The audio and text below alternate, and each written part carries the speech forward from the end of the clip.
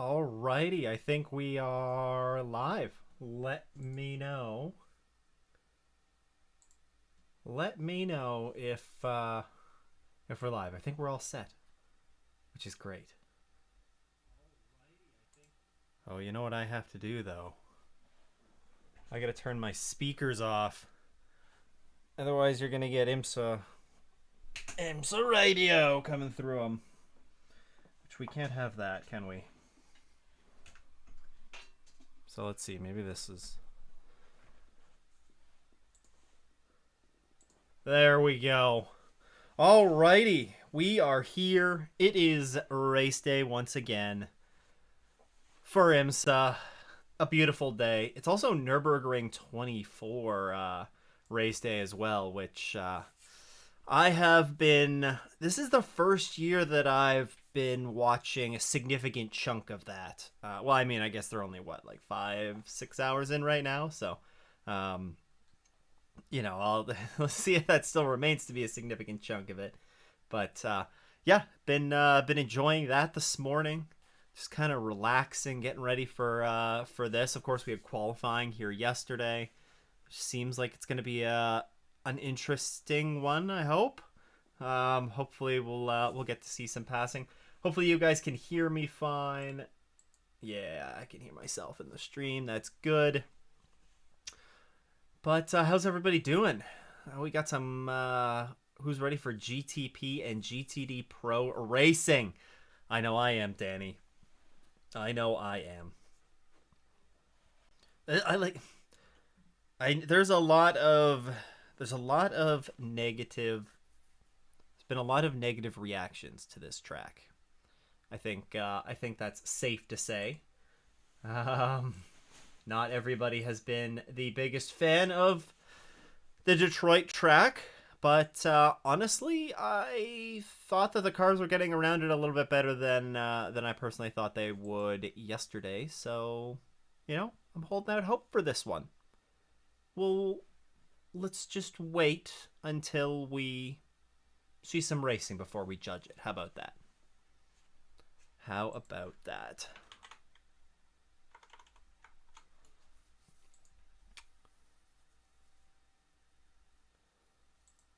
All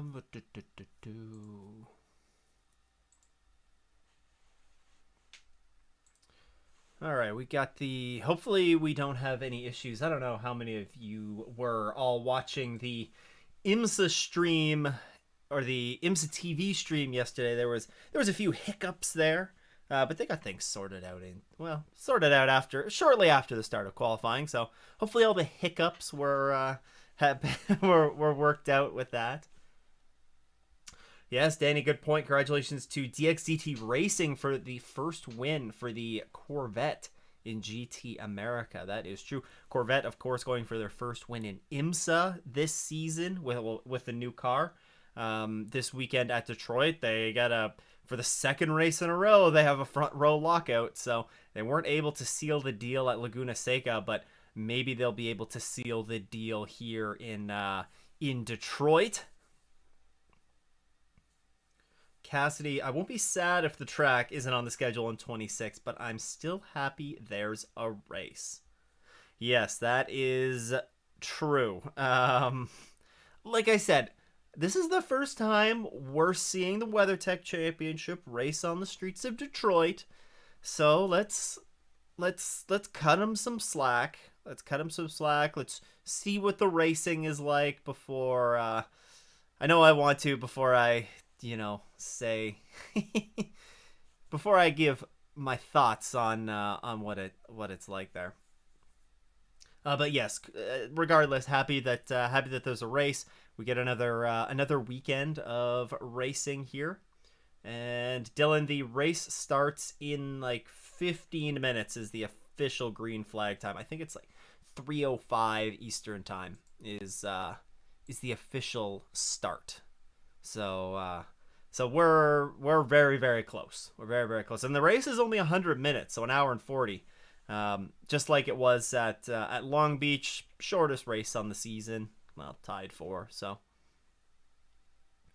in the meantime, though, where do I don't think I have the Nürburgring 24-hour stream up right now.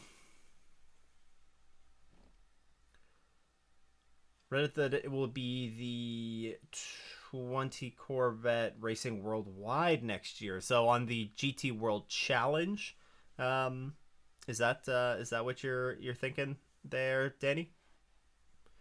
Hoping this race is good against the expectations. It'd be a fun visit from Minnesota next year. Laguna Seca a few weeks ago was a long drive.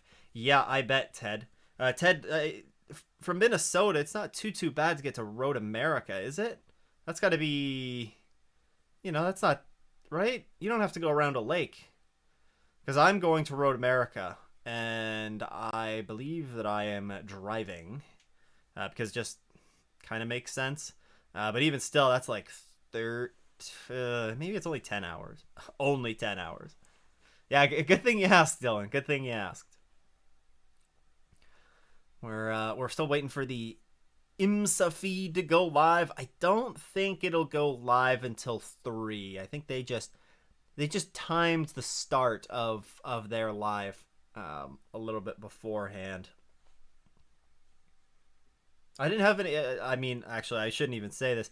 I didn't have any technical issues getting this up and running today, which is first time in a little while. So I don't have any wood immediately around me to knock on. So, oh, I do. So yeah, that's. Hopefully, we don't have any issues. I'm sure we won't. We're all set here, right?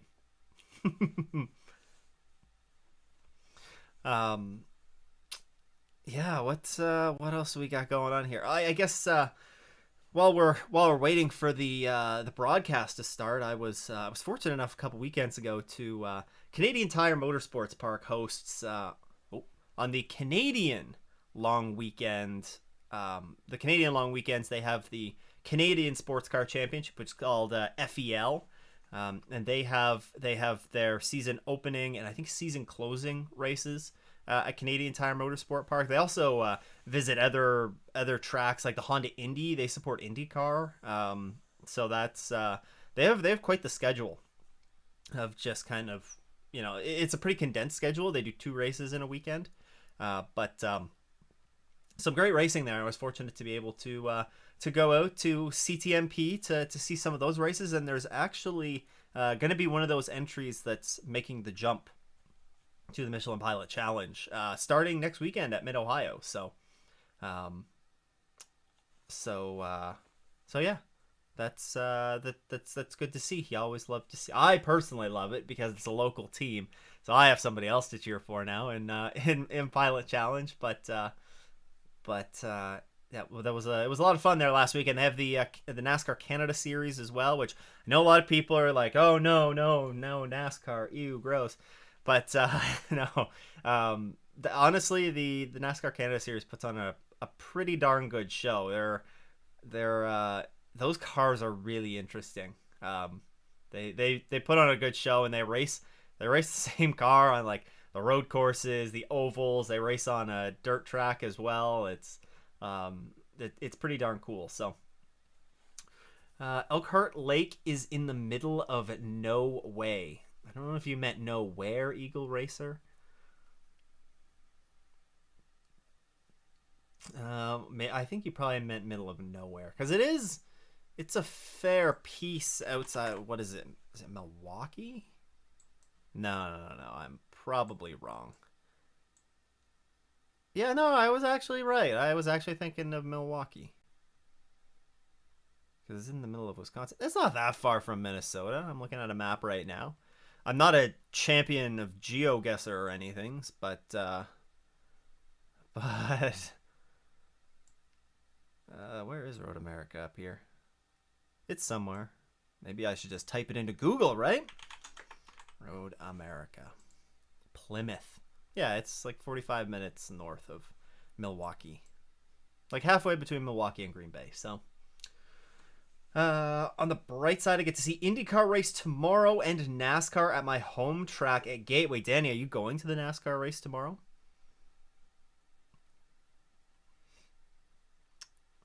I will say, I'll watch NASCAR if it's on. I'll watch like any motorsports if it's on. To be honest, I was really looking forward to last weekend and the double that Kyle Larson was trying with the Indy 500, and seeing him have a good run at Indy, and then unfortunately not be able to jump in the car at Charlotte was a bit disappointing. But you know, it was still a cool storyline to follow. Miss Belle Isle. I think a lot of people. I said it the other day. I may have said it on the Rain Race podcast I do with GT Rain. Usually it's on Tuesday nights, but this week we did it on I can't remember, Thursday night, I think. And I said I didn't realize that I would miss Belle Isle, or how much I liked Belle Isle when we were still running at it. So yeah, I was a little bit maybe missing Belle Isle a little bit. Well, in the Great White North, you only get like 6 months of not winter. LOL. That is true. Our summer basically starts. For us, it's called Victoria Day long weekend. And that's kind of like the unofficial start of summer. Usually it's very close to Memorial Day. Memorial Day was a week after it this year. And then summer kind of officially ends on Labor Day. It's probably pretty similar, what you consider summer. But usually we have good enough weather until the end of September. But the winters have been pretty soft where I am. I'm in Toronto, so the winters haven't been too bad the last couple of years. I don't even know. I may have had to only shovel once this past winter. So Kyle Larson versus Mother Nature. Sad that it was. And then NASCAR sort of milking all of the discussions about whether they're going to allow him to be in the playoffs. It's kind of wild. Rasmus. I think I nailed the pronunciation there. Hey, great job covering Imsa. I almost said Isma. Loving the videos and the live stream. We'll come back and rewatch after the race. Cheers. Thank you. I hope you enjoy the race. I guess this is going to be in the future for you, so hopefully you'll enjoy rewatching. Gateway home track. Thought you were Canadian. CTMP is my home track. I don't know. Maybe I was not clear with that. I do not live. Gateway's in what? St. Louis? St. Louis? I don't even. Oh God. Probably gonna get roasted for one of those. Well, I should get roasted for one of those pronunciations. No, it's St. Louis. It's not St. Louis.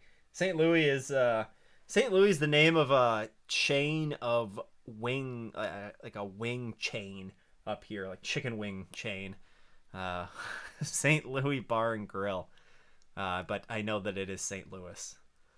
I should have thought twice there. That's for sure.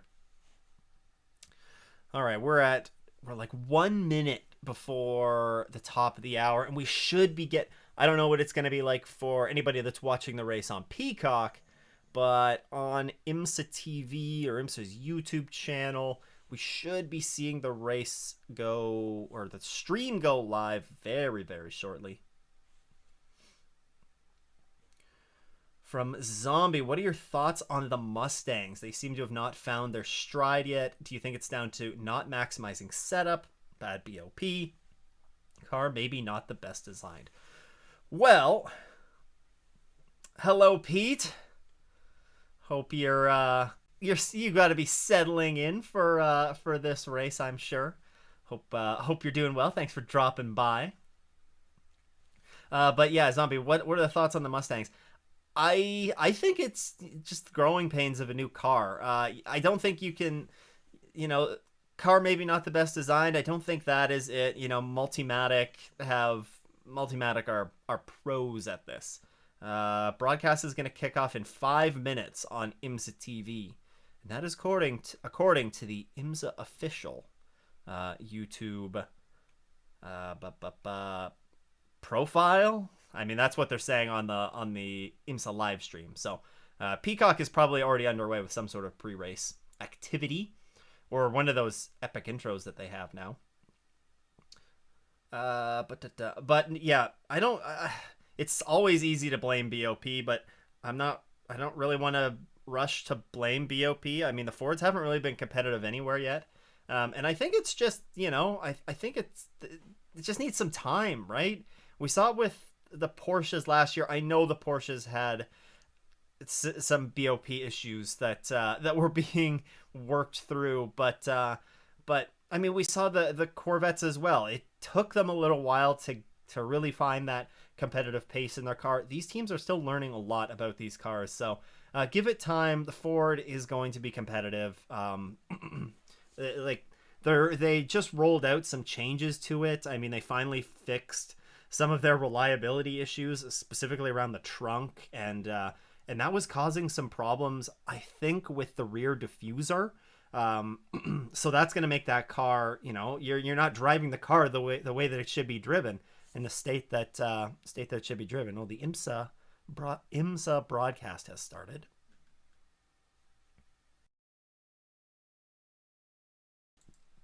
But look, I think the Mustangs are going to find pace. Give it time, and we're going to see them. We're going to see them pick up a win, or at least start getting good finishes here sometime soon. Belle Isle is almost like a Long Beach of the Northeast. That is interesting. I personally I like I personally I like Long Beach. Well, again, I just said it a few minutes ago that I don't want to judge this track too much before we see a race on it. But my first reactions are I like Long Beach better than this track. It's just a little bit more flowing. It's not purely 90 degree corners, but it's not just 90-degree corners, which Detroit is. But Detroit could be very cool. Like the Michelin Pilot Challenge race here last year was good, I thought, or at least better than I thought it was going to be. So let's keep rolling with that. Let's have this race be better than we think it's going to be, and I think everybody will be happy, or happy enough. Some people you just can't make happy, but Gateway is in Madison, Illinois, but it's close to St. Louis. I almost said St. Louis again. That would have been great. Yeah, I'm sick of the will they, won't they for Kyle. NASCAR is just being NASCAR, holding people's interest as long as possible. Yeah, it definitely seems like they're dragging it out. I do watch... I enjoy watching Eric Estep. His videos. He does some good NASCAR coverage on YouTube, and I think one of the things that he said, I think kind of makes a lot of sense is, NASCAR could be dragging this out to try and make the point of, we really do not like how this all turned out, and they're trying to make a point that they don't want this to be something that happens again. So maybe that could be the case. Maybe not. Maybe they're actually genuinely thinking about not giving him the waiver, which would be dumb. But, we'll find out soon, I guess. I only asked because it seems the Corvette, this is from Zombie again, because the Corvette also being new seems to be on top of it, but I mean, how much different is it from the GTLM spec? I'm sure there's some data carry that helps. Yeah, you're right. There's probably some data carry that helps, which is going to help Corvette get that car up to speed faster, probably being able to use a bunch of existing data, whereas Ford has probably data from GT4, but how much of that crosses over. You could probably argue that there's not much of that crosses over. Same with the Corvette, but at least Corvette's more familiar with and Pratt Miller is the same team that's been running those cars when they were the Corvette factory team. So I think they're gonna figure it out. They're gonna figure it out. Corvette seems to have found getting up to speed with their car a little bit quicker than Ford, but I expect Ford to get up there. Hey Ryan, yes. We met at CTMP during the FEL weekend. at Turn 5. It was good to meet you. Good to meet you. Thanks for dropping by. Hopefully we're in for a good race here. In for a good race, some all pro action, which is always nice to see. Again, I said this the other night on the GT Rain podcast. Is I love some of the variety that we get in IMSA in terms of what classes are present at each races. It sucks for some of the races because CTMP, we're not going to have GTP, which sucks. But it is nice to see different classes get the spotlight at different races. So it's nice to have this, simplified GTP and GTD Pro only class structure. I think that's going to be a lot of fun. And I think should be some good racing. We're going to have to watch Turn 3. Turn 3 is going to be the passing spot. Ford did well the 8 hours of Spa. Yes. There was a lot that happened at the 8 hours of Spa as well, but you're right. Ford, at least they haven't suffered the reliability issues. So at Spa, and neither did they at Laguna. So that's good. Hopefully now, once with the reliability issues, hopefully behind them for the most part, they can move on to trying to optimize pace. Porsche BOP last year was because IMSA thought Porsche was sandbagging a lot. I don't know. Yeah, that's true. That there was a lot of stuff that was happening in the tests leading up to the season that may have led to some problems there. Watch Eric 2. Let's go Cadillac and Corvette. I think there's going to be a lot of fans in Detroit cheering for Cadillac, Corvette, and Ford. I need to figure out a way to view Le Mans this year since WEC won't let us from their app. Yeah, what is it on Motor Trend in the US, I think, John? If you're in the US, then was it Motor Trend? You might be able... You can't buy access on the WEC app anymore. I honestly don't know. This Detroit circuit is so narrow. I know it's a street course, but yikes. Yes, I think a lot of people are feeling that statement there, Napa Racing fan. Corvette. Goodness me, what is going on today? Corvette very likely could have won if the yellow flag didn't mess up Laguna for them. Yes, yep, that is true. Although Lauren Heinrich they were lightning quick. They had to didn't they pass the Corvette under green? Maybe not. I don't remember. But you're right. The Corvettes, they lost, a healthy lead that they had built up. We're getting close to going green here. They're out there for the pace laps. Go Corvette. Yeah, at least the GT3 and GTP lap times are very close. It's going to make it very difficult for passing, I think. Will I be at Watkins Glen? Yes, I will. And I'll be doing a meetup there. So if anybody's going to be at the Glen, then I'll be organizing a meetup, same as I'll be at CTMP, but more as just, purely from a fan. For that one, I don't think I'll do any sort of a meetup. But if you see me, say hi. And then Road America, I'll for sure be at as well. So we'll definitely do a meetup there. It's on HBO Max as well. I guess it's not called HBO Max anymore, is it? It's just called Max. You can't sign up for Motor Trend anymore since it's bought by Discovery. It's not viewable. Oh, that's rough. Is the stream live on IMSA TV? It's showing a black screen for me. Reek, if you go to the IMSA YouTube channel, it's also there. What? No way. Is this a mistake on the scoring? Oh, we already got penalties? Huh? I'm so confused. We had the scoring saying full course yellow, and now it's saying green flag. I don't know what's going on. Is the stream live on... Yeah, so it's live on the IMSA YouTube channel. It should be live on IMSA TV. No, it was a scoring issue. There's not actually a full course yellow. But we do have penalties? I think? Oh, man. The 0-1 Cadillac up the inside into turn 3, technically. That was a bold move. Oh! Ooh, man.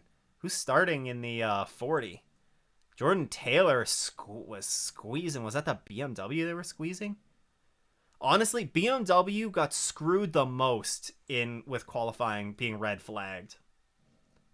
There's a reason I picked BMW to win this race. They look quick here. Ooh. All right. So Dane Cameron has had a bad start. Not even with my WEC subscription could I watch the 24 Hours of Le Mans. They're going to figure out where you can watch the Le Mans. Don't you worry. Oh, and we have a full course yellow, an actual one. Or do we? Do we have a real full course yellow? Oh no, one of the Corvettes is out already? And there's an actual full course yellow. Oh, we got a Ford stopped. Oh no, the literal meaning of found on road dead. It's happened. Oh my goodness, you have a Ford and a Corvette out already. We still have the number 4 Corvette leading though.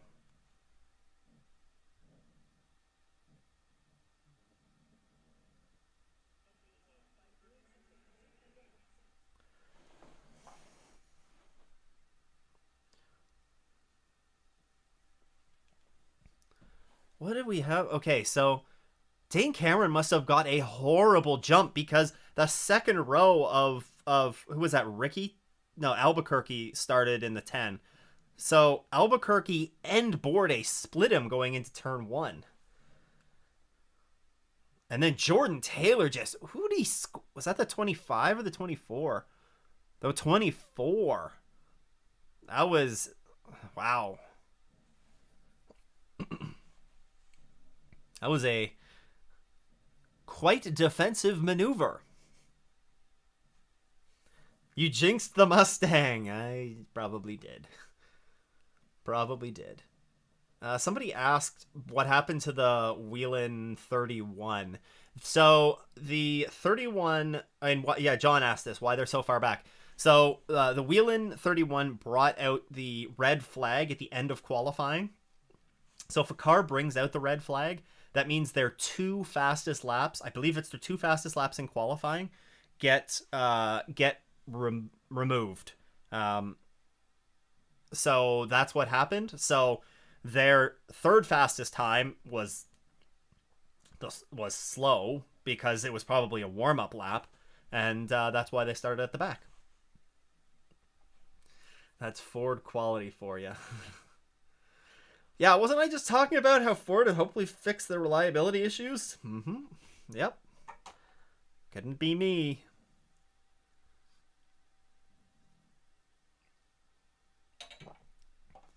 Oh, an alternator failure on the number 3.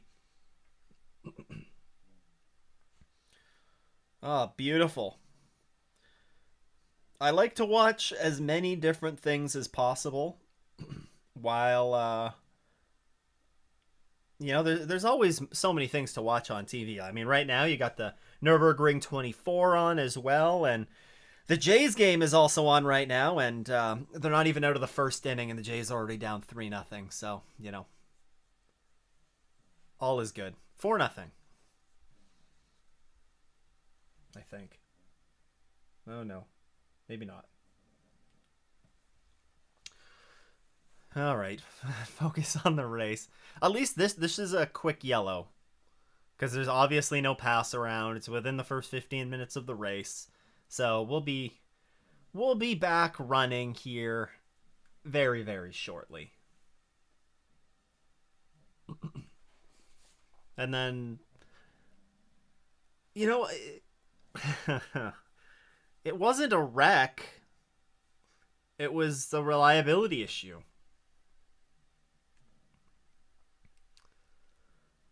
Jinxed the Mustang. Man, oh man. The way the Mustangs are, I think Ganassi will be involved next year. That was my knee-jerk reaction as well. Because, of course, Ganassi has history with Ford running the Ford GT. But Multimatic, is a pretty darn good operation to have running those cars. But they also have a lot... well, I guess Multimatic is a pretty big company. I don't know. It would be interesting to see if Chip Ganassi were to go and run, even if they were customer Fords, right? Although I don't know if they would go and do that, but you never know. They don't really have much else going on in racing right now, of course, outside of IndyCar. Yeah, the number 3, 2 laps down, Danny. They had an alternator issue, so they are sitting on pit road right now. And we're back green. We are back green. Again, I'm keeping a very close eye on those BMWs. And it'll be interesting how Pipo gets his... if Pipo can make his way through the field. My God, Nick Tandy got a really good start. Yeah, Ganassi ran Fords in Daytona Prototype for a long time, and then the Ford GT program.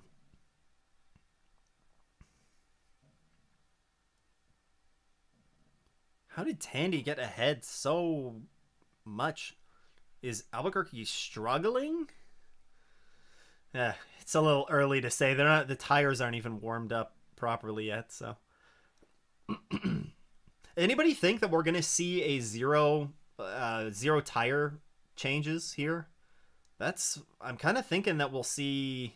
That was the winning strategy at Long Beach, and was it the winning strategy at Laguna as well? It might have been. I think it was. So I would imagine we're not going to see a tire change. Well, no, they did change tires at Laguna, but it was a 2-hour and 40-minute race. I think on the last pit stop they double stinted though.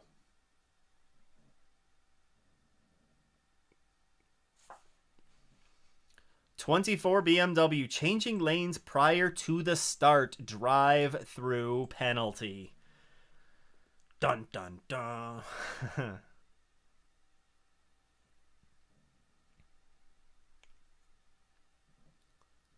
Man, that's rough for Corvette. Their home race. After Long Beach, I'd take that chance. Yeah, you're right. It also depends on Long Beach showed that it can be done, and we had quite a bit of full course yellow laps at Long Beach, right? I think we had a few full course yellows, I think. It's interesting because there's no high speed corners at Detroit. It's all, slow speed 90-degree turns, so. And man, Tandy is bolting away 2.2 seconds. All right.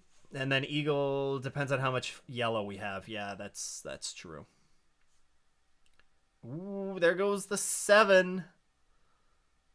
That's Dane Cameron. Now, if you're the 24, you got to come in and serve this penalty. You're just holding up your teammate at this point.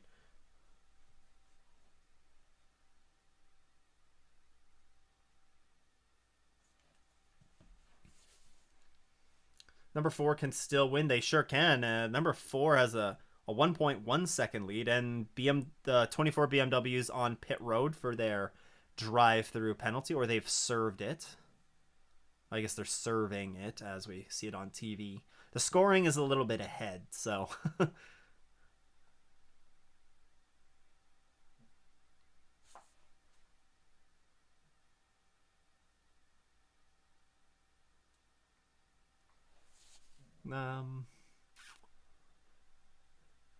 Yeah, Chip Ganassi Racing is ending their partnership is done with Cadillac.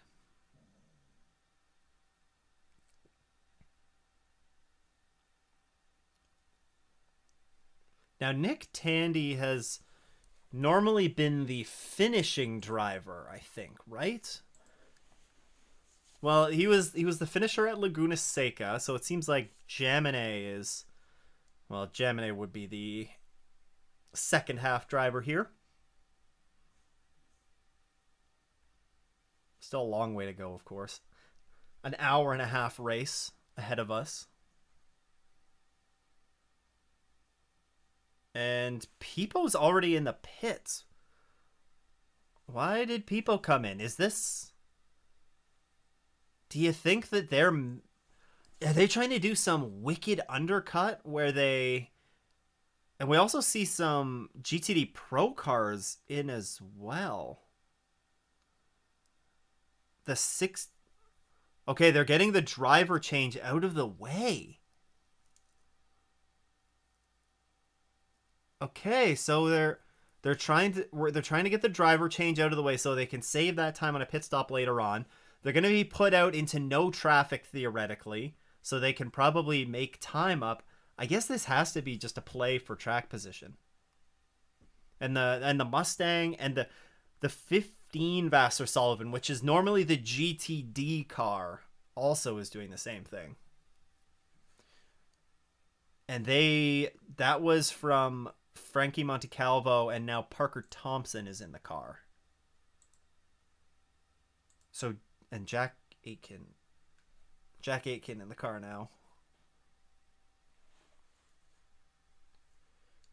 In my opinion, 2025 Andretti is going to run the 01 V Series R because they have a partnership for... So, well, Andretti has a partnership in IMSA with Wayne Taylor Racing. It's Wayne Taylor Racing with Andretti now. So many... All the rumors are that, you know, that the Cadillac, the factory, it'll probably be 2 entries. Will be run by Wayne Taylor Racing with Andretti in IMSA. But of course that has not been confirmed anywhere yet. So it is just a rumor that has a very high probability of happening. All right, so the gap at the gap at the lead is still growing. But actually, the leaders are starting to... They're going to be catching some of that slower GTD traffic. And it looks like the 31 is also stuck at the very end of all of that GTD Pro traffic as well. So maybe that plan to try and gain that track position isn't going to work out so hot, but... It's going to be interesting to watch what traffic is like here. Right now, the GTP cars are only, 4 seconds a lap faster than the GTD Pros. It's crazy to me how much better pace Lexus has in IMSA versus WEC. I wonder why. Yeah, it's... There's... probably many reasons for it. Probably many reasons. We could probably talk for the next hour and a half about all of the reasons. Oh my goodness, there's a guy inside the back of the Corvette changing at that alternator.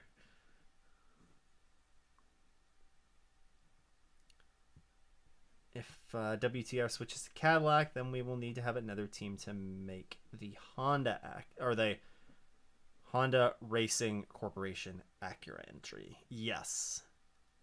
Oh yes, there's the silly season rumors are well underway as to who could be running the Cadillac, and then of course the GT or the Acura as well in GTP. Bring back Lime Rock. I think there's a few people that would agree with you there, Napa Racing fan.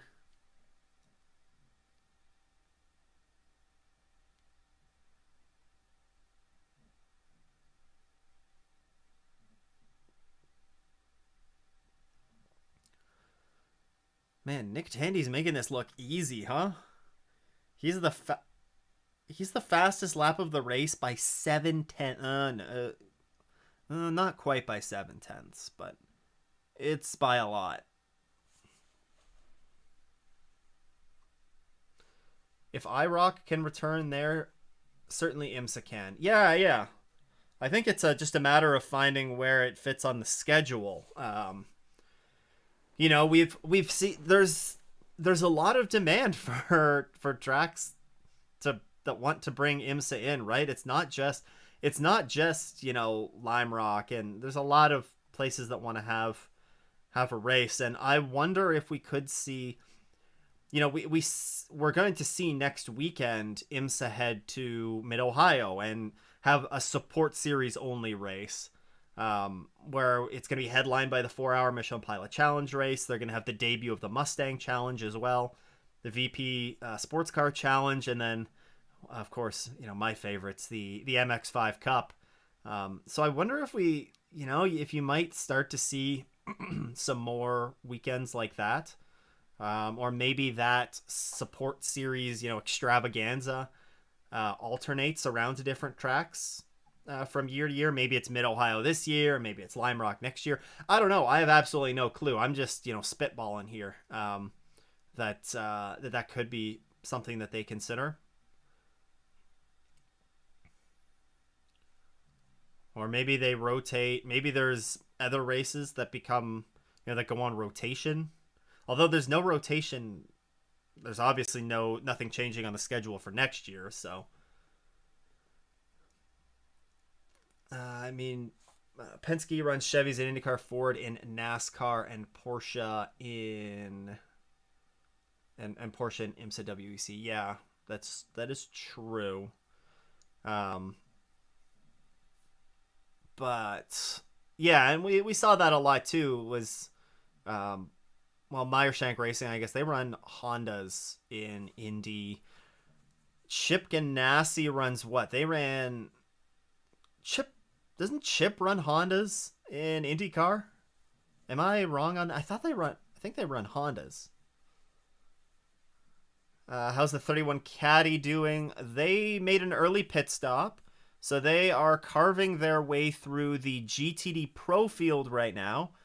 And what's Jack Aiken's last lap time? Last. So Jack Aiken's running, similar times to what the leaders are running. Maybe a little bit slower. But doesn't look to be getting hindered too much. Oh my gosh. And Nick Tandy ran a 105 on his last lap. Nick Tandy is this is a very impressive opening 20 minutes to this race. It's going to be hard to pull him from the car. Could expand to 14 races. You see, I think the problem is once you really start expanding the calendar, then we're starting to see costs go up a lot, right? Which is not what everybody wants, is those increased costs. I wouldn't complain seeing, more races on the calendar, but I think the teams and the manufacturers that are, and the gentleman drivers as well that are supporting these, it does get that much more expensive. COTA, Roval, and Homestead should return to IMSA. IMSA is going to have some support series at COTA for the WEC race later this year, so I think there's probably some tracks that I would rather see them go instead of, especially the Roval and Homestead.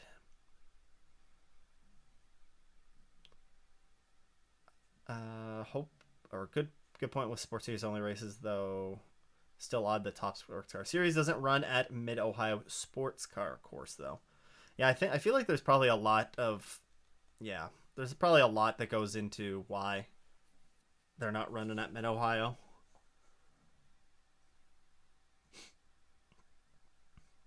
Chip Ganassi runs Honda and IndyCar. Perfect. I was right.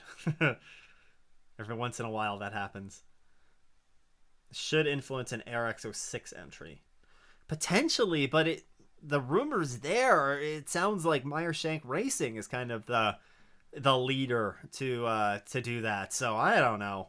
We're just gonna have to wait and find out, because it seems to change a lot.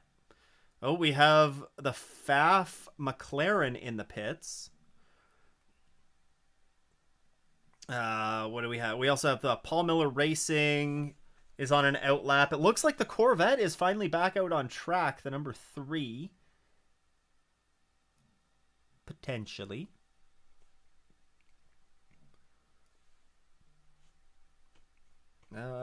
Definitely don't want to see costs go up, but I want to see more privateers enter hypercar. I'm still hoping Glick comes back. Yeah, the WEC is in an interesting spot. Whoa! Who's that? The 24? The 25? That has to be the 24 that almost gave Rexy what was that? The number 24 was almost an extinction event for Rexy. And then almost took out the Heart of Racing Aston Martin as well, trying to get back going. The Roval GT race at night was pretty cool, but agree other tracks deserve a spot. Yeah. Can see Imsa at the Kansas Roval. I have run an Imsa race at the Kansas Roval in iRacing. I think Wayne Taylor Racing tested the ARX 06 at the Kansas Roval as well at some point. So, all right, so that Corvette is back out on track. Fixed the leak they had on the car. Wait, who fixed the leak they had on the car? Well, the number 3 had the alternator issue. They think, right? That's what I had heard.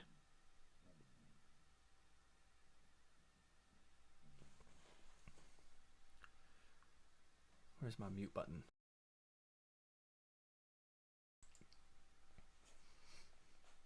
So, I mean, the number 3 Corvette's going to be very good about getting out of the way because they are just out there turning laps.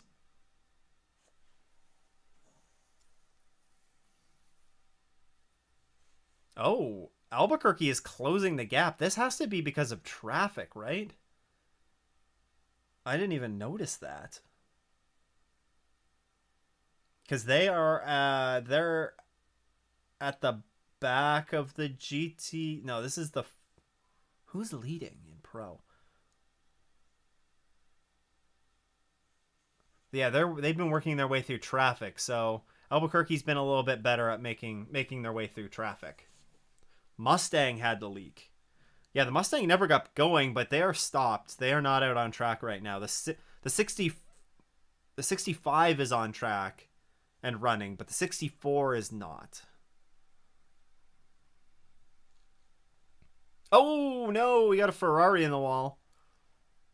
But they are back going. Did they get help? That is Daniel Serra.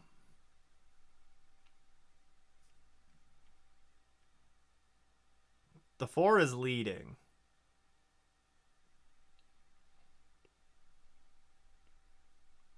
So what happened here? Oh, the 6 just pounded it. That's going to be a penalty. That's going to be a penalty. He just ran him over. Oh, that has to be a penalty.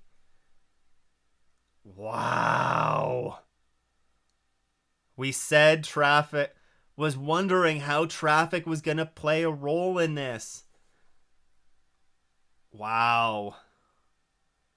That is going to be a drive-through penalty. Wow. There was a lot of people, you know, big Wayne Taylor Racing, specifically number 10 fans. It looks like they're going to be leading this race shortly. All right, so we're still seeing more GTD Pro pit stops cycle through.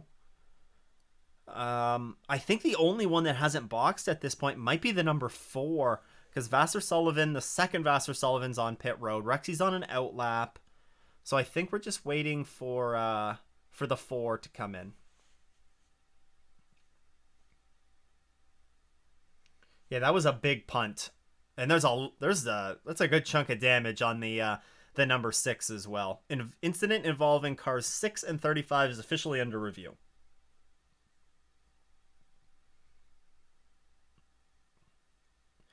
Yeah, it's under review. This is like standard procedure and incident responsibility. Car 6 with drive-through penalty. So we are going to see Nick Tandy have to come down pit road. There's no real surprise there. I think that was pretty clear. Pretty clear what happened.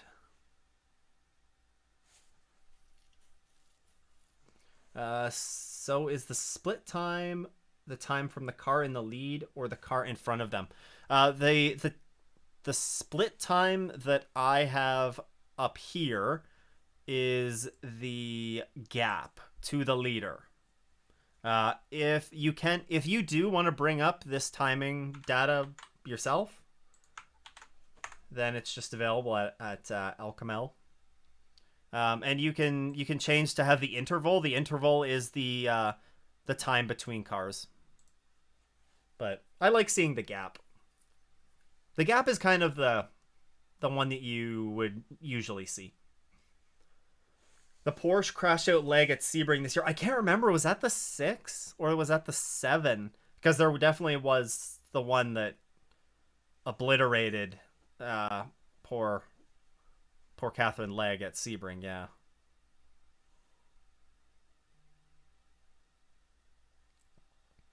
Okay, so Tandy comes out in 5th. Yeah, they're talking about this on the IMSA TV broadcast. How short the pit lane being short means it actually isn't that much of a penalty.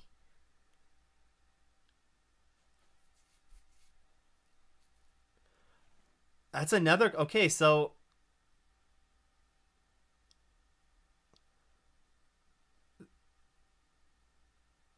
uh and then Tandy ran on the thick blue line on pit road is supposed to be treated like a wall, is my understanding.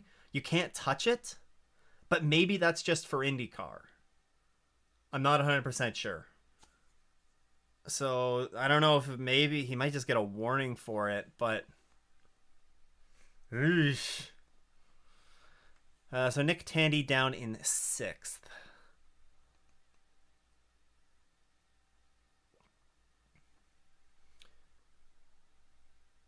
It was Felipe Nasr. Well, then it had to be the other Porsche, which Sebastian Bourdais, the 01 Cadillac pitting. And wait, why did the 31 stop? The 31 found the runoff in turn 1. Man, things get worse for the 31. You know, the 31, they've had so many good runs this year, but they just can't put it together.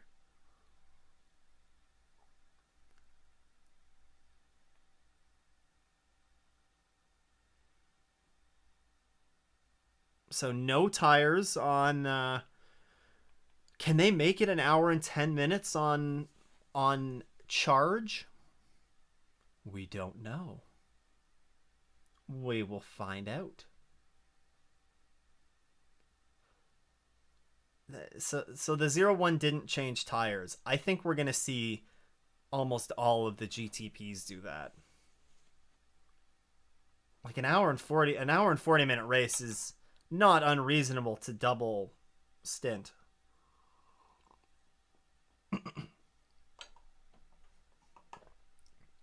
You know, it hasn't provided much passing. This race, terrible track layout, but it's provided excitement. It has been an exciting race. I think it's going to be largely a strategy race, right? Trying to undercut or overcut, and where you come out of the pit stop in relation to traffic. We'll see shortly if the 01's able to leapfrog the 10.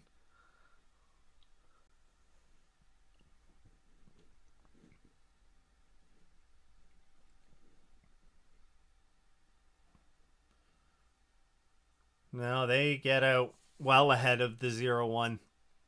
That gap has increased.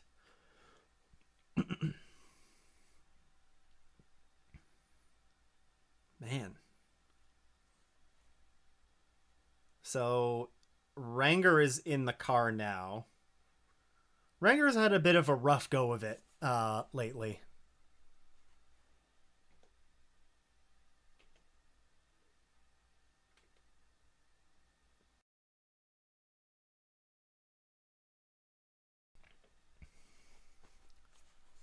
All right, we got the number 7 in the pits now. Nick Tandy still has to come in and actually complete the pit stop. Of course, on a drive-through, he couldn't make his pit stop.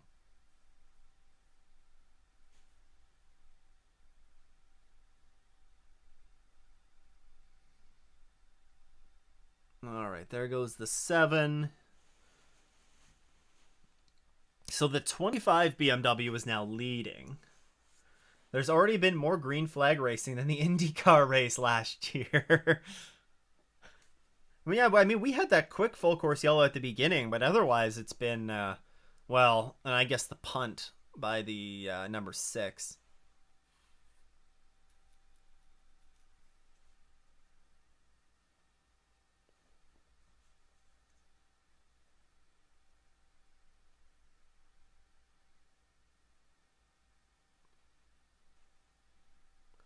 What time is it?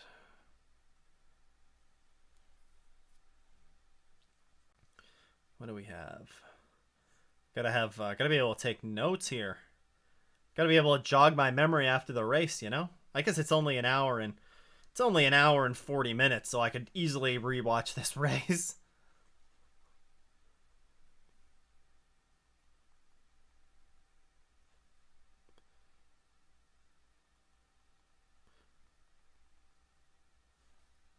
Oh. Did they say there's a drive-through? No, just the number 6. So Jordan Taylor has come in and boxed. He'll get out of the car. Nick Yololi is still in. Connor DeFilippi is very quick in the 25. Again, I think BMW was really hurt by woo. That was a mistake by Yololi, but stayed out of the wall. They went on board with him for a moment.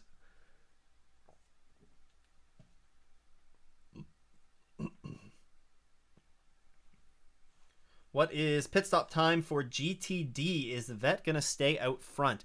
Yeah, pit stops have cycled through in GTD Pro.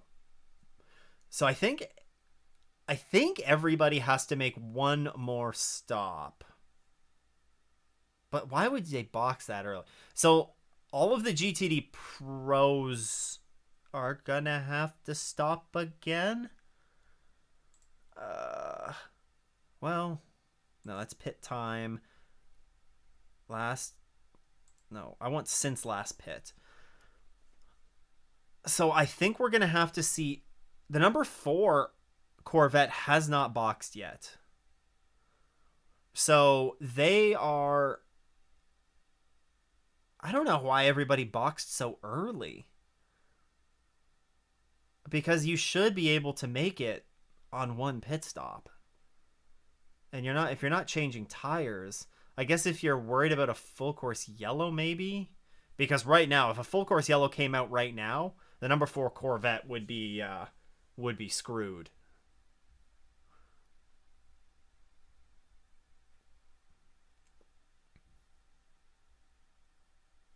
But yeah,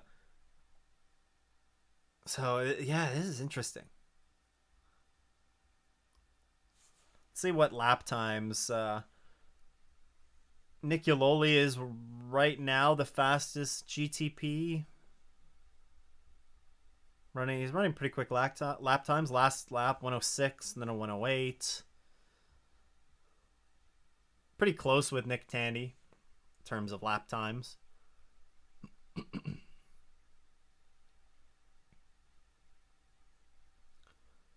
Yeah, so the only 3 cars that have not boxed yet are the number 25, technically the number 6, Porsche of Nick Tandy. I mean, he did come down pit road because of that penalty, but and then Brent is it Brent Viscal in for Proton,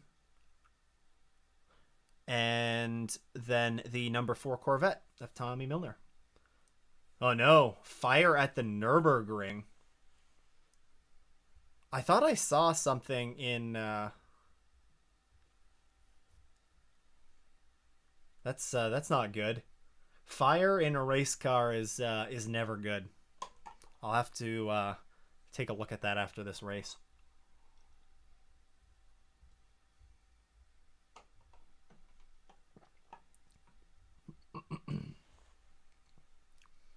Oh, and it looks like the number 64 Ford is back out on track. So they got that figured out, which is good.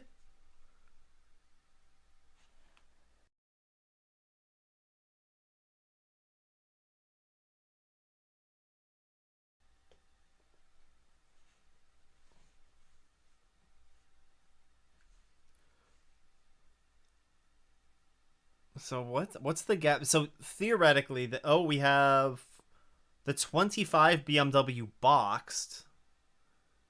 They're on an outlap. Did they take the lead? I think the 25 BMW like mega brained this. They must have. Oh man, did the 20 I'm just seeing this on the timing and scoring. I don't know if this is, but they're because the broadcast is focusing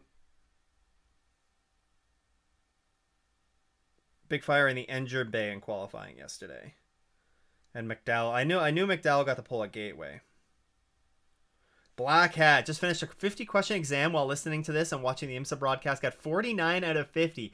How are my Penske's doing? Oh no, the 25 went off! Oh no! The 25 drove it in too far. And the 25 will be in the lead of this race. Except Jordan Taylor just got around them. No. Yes. Oh my god, he got into the wall, Connor! Oh my goodness. Wait, so Nazar's now going to be in the lead of this race. What? No way. Oh.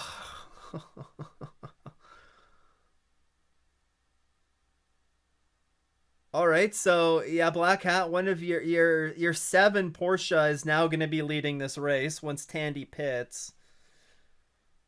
Although Tandy has a 30-second lead, like it's going to be a Porsche 1-2 whenever this sorts itself out. I think.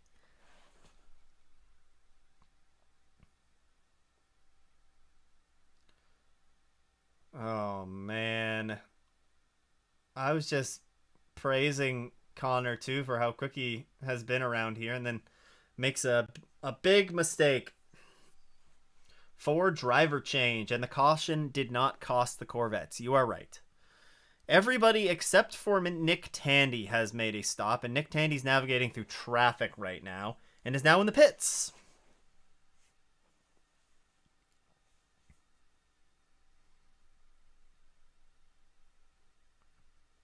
This will be interesting. Oh, full course yellow while they're in the pits. What happened? That is going to... I don't know. Is pit entry close? No, pit entry would... Oh, no! The 25 did it even worse. Oh, my God. BMW in shambles. BMW in shambles. Wow. Well. Wow. Well,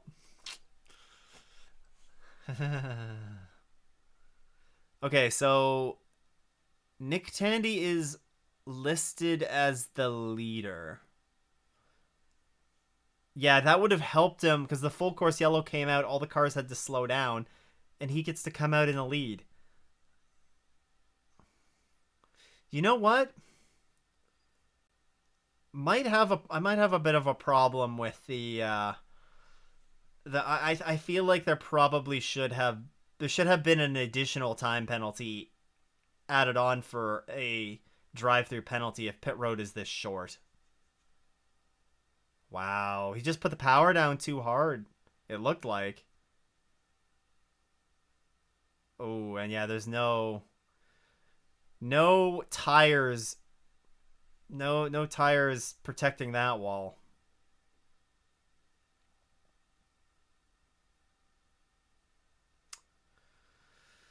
Well, R.I.P.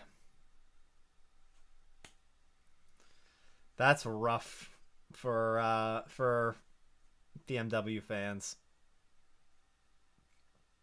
RLL's budget got to be hurting this season. Yeah, that's a tough one. That's a tough one. And another race where, that especially the 25, the 24 showed good pace as well, but they're not showing it as much right now. They'll fix that for next year, I think, the drive-through penalty thing. Yeah, I can't because that was like, I mean, let's see total time on pit road. I should be able to see. Okay, so we're seeing for all of the GTP cars. Whoa, why did the 24 have such a long one? And the same with some of these had really long stops, but if you want to compare to their teammate, the 7 had a 32 seconds. They were 32 seconds on pit road, I think. And the number 6 has had 43, so 11 seconds was what that drive-through penalty was. So if that is the case, if it's like 10, 11, 12 seconds, that's it's a pretty soft penalty for sending the Ferrari to the shadow realm. Sending them to another dimension. Is anyone else super excited for the Glen? I know I am. I am very excited for the Glen. I will be there. Camping out in the bus stop. Well, I'll be trackside at the bus stop, camping out. Imagine just throwing a tent up, in the bus stop. Why not, right? Might be a little bit terrifying. Yeah, you can't fit the tire barriers, on the exit of a lot of these corners. LMP2 is back. Can Zilich and Era go 3 for 3? Who knows?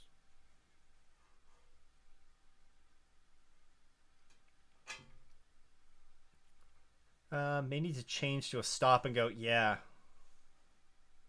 And Zilich is a wheelman. You are right. Yeah, it might need to be changed to a stop and go for next year, but.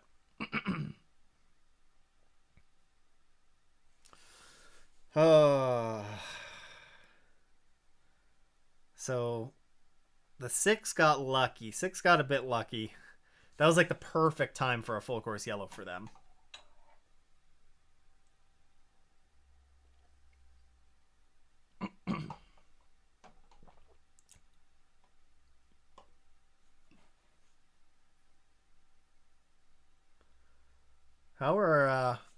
How's GTD Pro looking here? We got Katzberg, Barnacote, Rexy, Heart of Racing, Faf in 5th. The GTD car from Lexus is running in 6th. But we have Is there a bunch of cars not on the lead? Oh, this is probably. Have they started the wave rounds? They must have already done wave rounds. Yeah, commence pass around at 3:54. That was 2 minutes ago.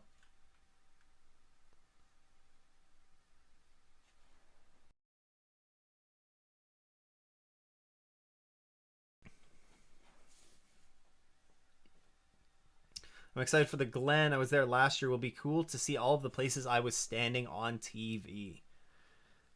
Yeah, it's always fun to be able to see a spot on TV and know what that looks like, to actually be there and witness that, in person, what that looks like from that perspective. Yeah, I agree with you, Black Hat. I'm upset as well that Zilich isn't going to Le Mans. I wonder if there was another commitment that he had already had in place that prevented him from doing that, because Nazar's on pit. Why is Felipe Nazar in the pits?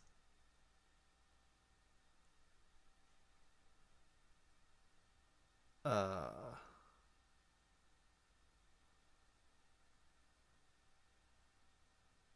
what's going on?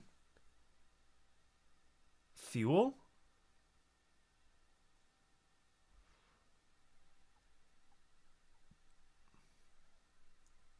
Oh man, did the other Ford apparently may have hit the wall under full course yellow and have a flat tire. I think Madison Snow is in a tough spot. Too good for the silvers, but not good enough to take it to the platinum drivers. Yeah, maybe it's just an adjustment period as well. We've seen him get a lot better. We've seen how he's improved over the years, so maybe it's just a matter of needs a little bit more running time. Yeah, yeah. Why was Nazar in the pits? It doesn't. I mean, Jack Aiken was also in the pits, but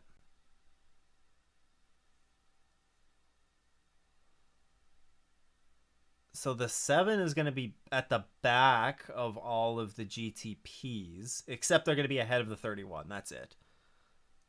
Most GTP cars owe one more stop. Yeah, well, but with this, what is the it's like is it telemetry? IMSA GTP telemetry. Oh, it's imsa.com/GTP telemetry. Here you go. So everybody has, the only one that looks like they won't be able to make it maybe is the 24, because everybody else has 85, 80% energy remaining, and now the number 7 has 85% energy remaining as well.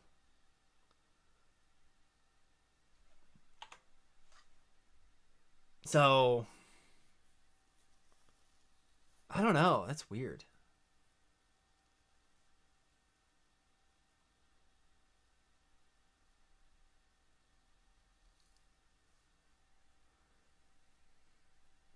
I miss OMP3. Well, you can still watch it in the VP Sports Car Challenge, so don't worry about that.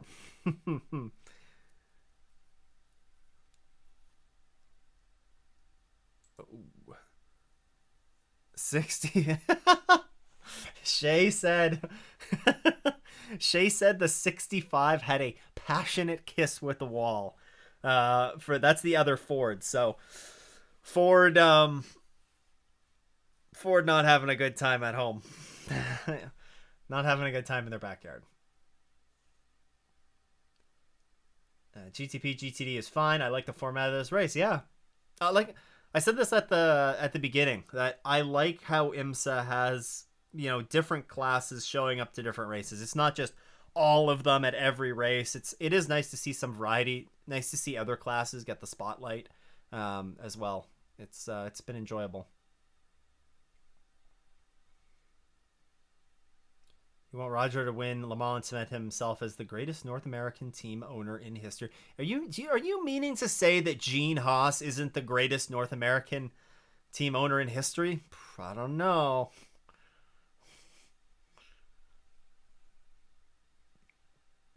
The sevens issue was a puncture. Oh, that would make sense. Thank you for that. Was it Drogan? Hopefully, or Drogan? I'm hopefully not butchering your name. Hopefully not. The 65 was able to get back out.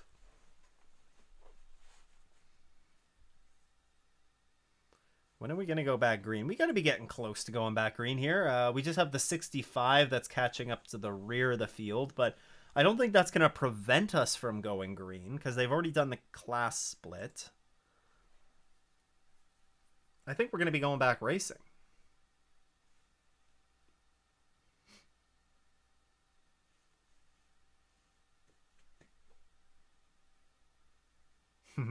So great that he sold his NASCAR team because he needs to funnel more money into Formula One. Yeah.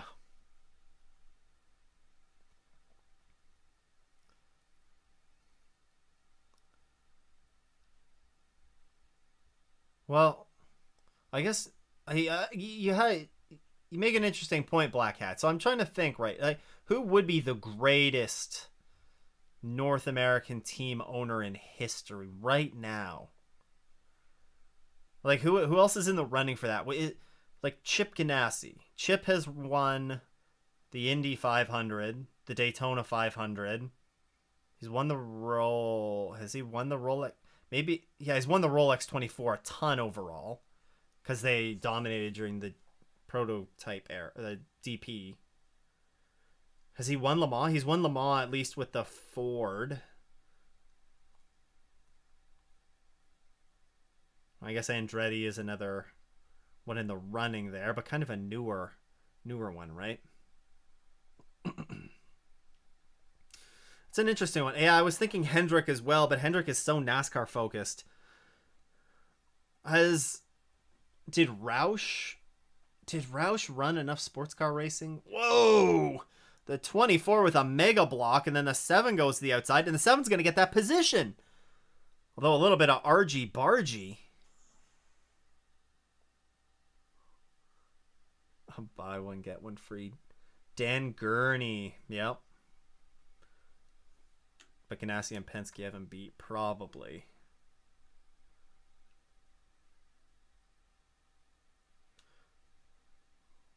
Uh-oh. Oh, no, the Corvette! The remaining Corvette looks like... Did it hit the wall? Oh, my goodness. Oh, no. This is not a passionate kiss. Oh, my God. Are you kidding me? Guys. Oh, and then Rexy got it too?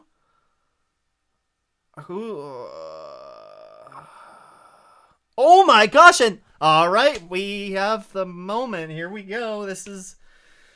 and then the 85 spins, and it's a roadblock.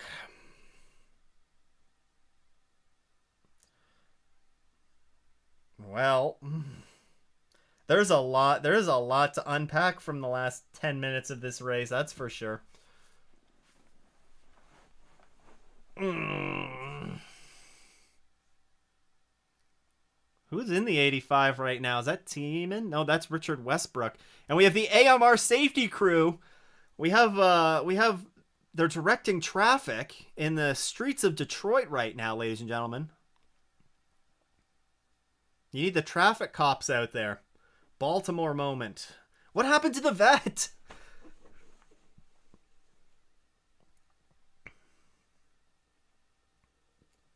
This looks like... Is this turn 1? I don't know where this happened. That is not turn 1. That is turn 1. That is turn 1. And the 31 just hooned him into oblivion.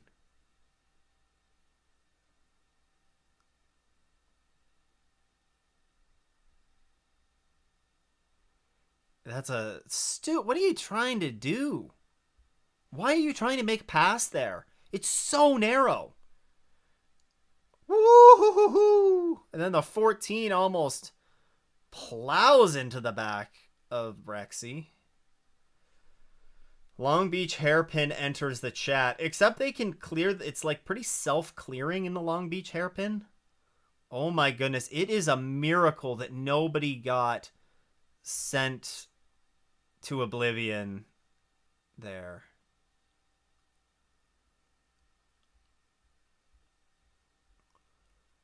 This is entertaining but ridiculous. Very ridiculous. A little more exciting than when it was just the GS class, that's for sure.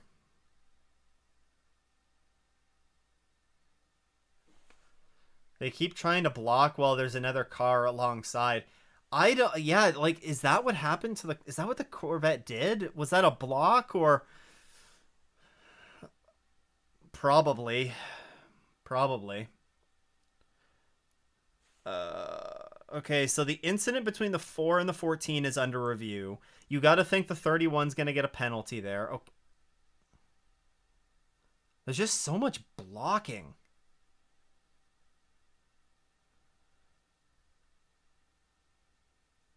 I don't know. I don't know that the Lexus took out the Vet. I'm not fully buying that narrative yet because it looked like the Corvette kind of kept forcing them into the...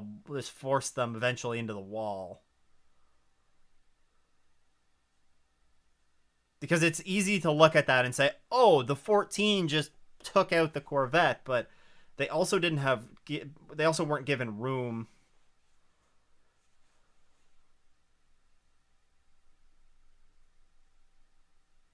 Yeah, you're right. I mean, there's an argument that there is no way that the Lexus was going to make that corner. You're right. But there's also the argument that they were never given an opportunity to make that corner either.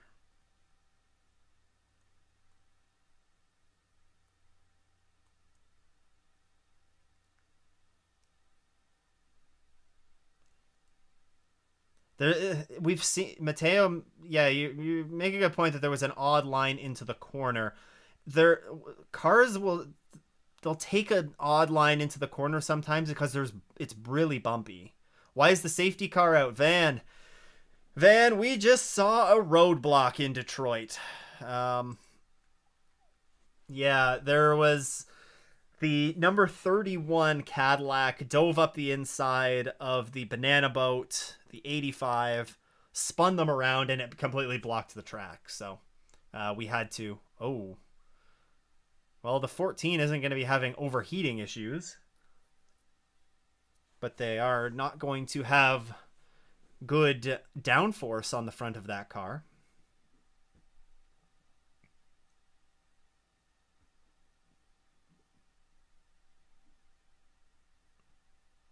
Why is the AMR truck there? What do we got going on? Oh, they're blowing away some of the damage, the carbon fiber that we saw thrown out onto the track. Yeah, this is going to be interesting. So the 4 and the 14 is under review, the incident there, and the incident involving the 31 and the 85. So that's the and the number 4 is done.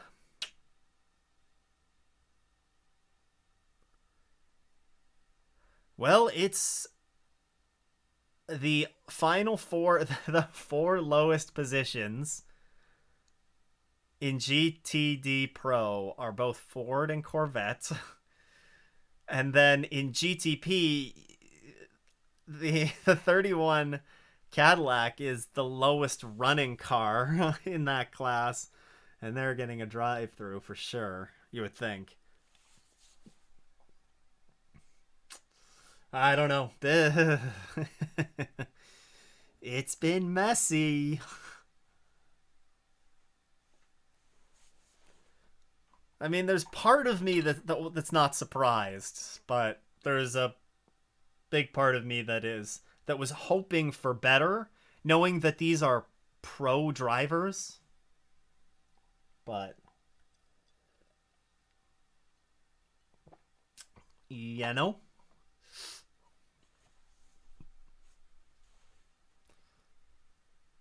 I am eagerly awaiting, eagerly awaiting the outcome of these reviews. You can't say this race hasn't been interesting. It certainly has been. To be fair, it was interesting. Well, the pit strategy was interesting. There's been a lot of punting that has taken place, but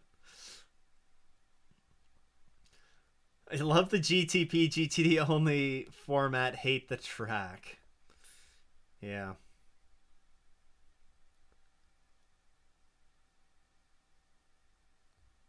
Oh, Faf is running in fourth with a. Oh, are we going back green? Yeah, surprised a permanent facility has never been built just outside Detroit. Yeah.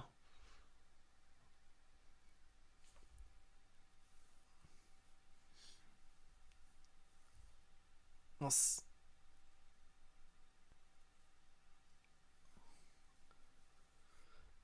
I think the 14. I think the 14 should have backed out, and penalty would not be unwarranted. But I also agree, racing incident, no penalty. Yeah, we'll have to see what happens. There hasn't been a ruling on that yet. There goes the 7. Trying to get around the 0-1. That's for the final podium spot right now. We got 37 minutes to go. We don't know. There hasn't been any ruling on the incidents yet. They're still under review. And I don't know. I don't really think I'm expecting a penalty for the 14 there. Richard Westbrook came into the pits. Interesting. I mean, what are you going to do? Are you going to give out a... If they give out a drive-through penalty, it's a 10-second penalty. Which it would ruin their race for sure, probably at this point, but... Oh, of course the 85's in the pits because they were the one that was spun around. They probably needed to replace the rear clip of that car. It's up to the caddy now. Yeah, the caddy is the only sort of hometown kid. Is it bad that I'm enjoying this more than Long Beach? Long Beach was I enjoyed Long Beach.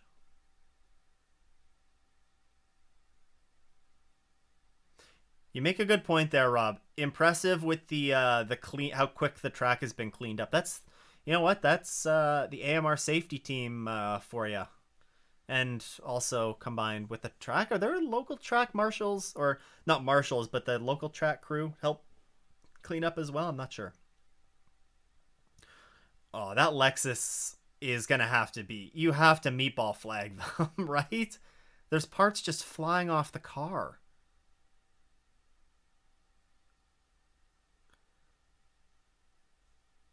I think that's you've gotta meatball them. Maybe it's because I was at Long Beach and couldn't tell what was happening. Sometimes it is difficult to keep up with what's going on at the track. I will completely agree with that. Car 31 penalty, incident responsibility with the 85. That's a drive-through penalty for them.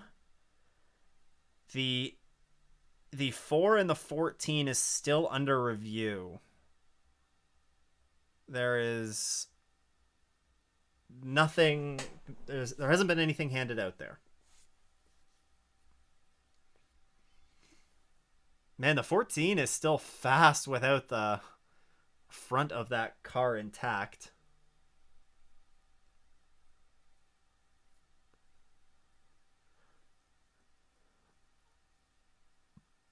All right, so the 31 served their penalty.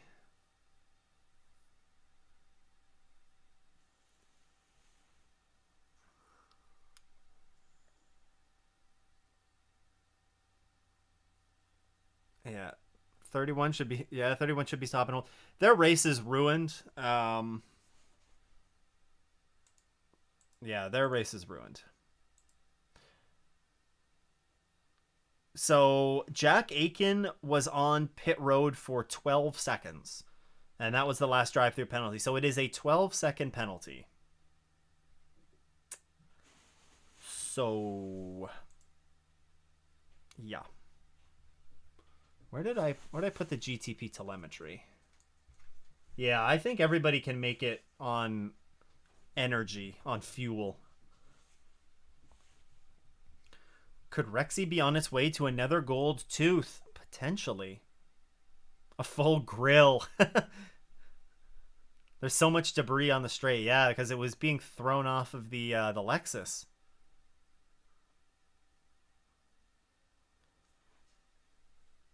I have a feeling that the incident between the 4 and the 14 is just going to be a racing incident. I can't remember if they officially announce if it is a racing incident or not. I can't remember.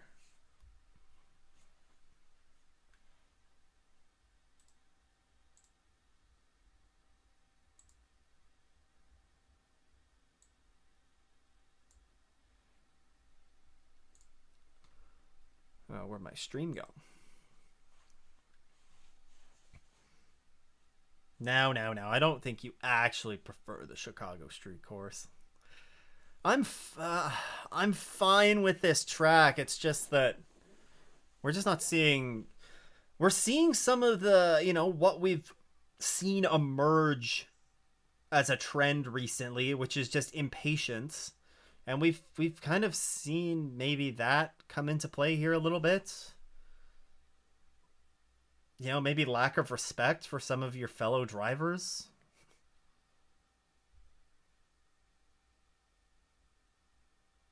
The number 4 is back out on track. So they're 5 laps down.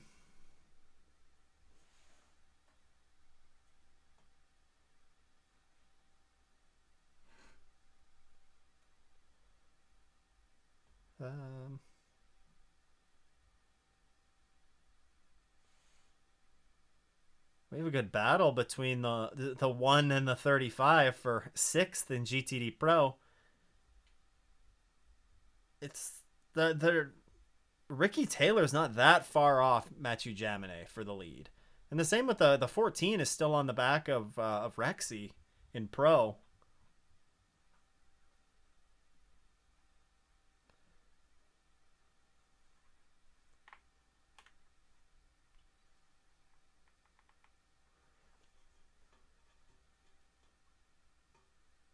Yeah, I think it's not that it's not fit. I just think we're just not seeing respect amongst the drivers as much. I don't know. Maybe that's just me, but we've seen way too many silly incidents. Like, this is like these kind of blocks and stuff like that are what we would expect more when LMP3 was was kicking around.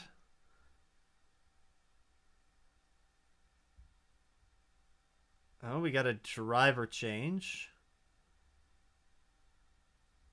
in the 64. I mean, they're 23 laps down, so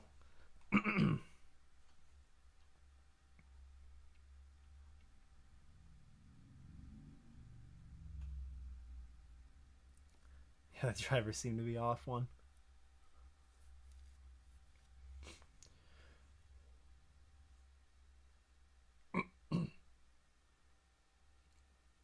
We have a battle. We have battles in both of the classes. And Ricky Taylor seems to be pretty quick. I wonder if that damage is affecting Jaminet at all.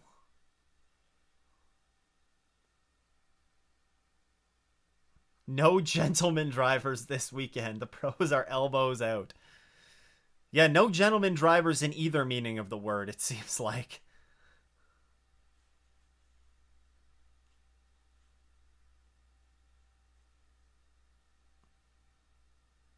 Well, at least we have a battle with 30 minutes to go, so that's...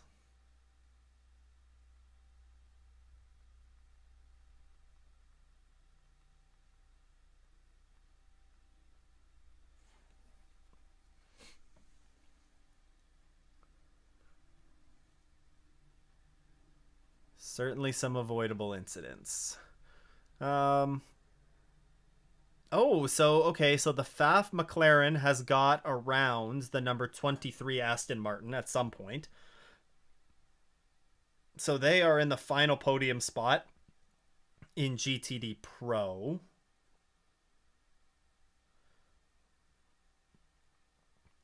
Are we...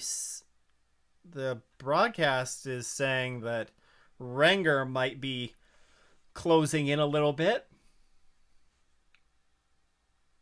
I imagine that they'll start to catch up maybe once they hit traffic. Isn't this the same battle as Long Beach last year, but with positions swapped? You might be right. I think you might be right, because it was Nick Tandy that won at Long Beach last year, I think.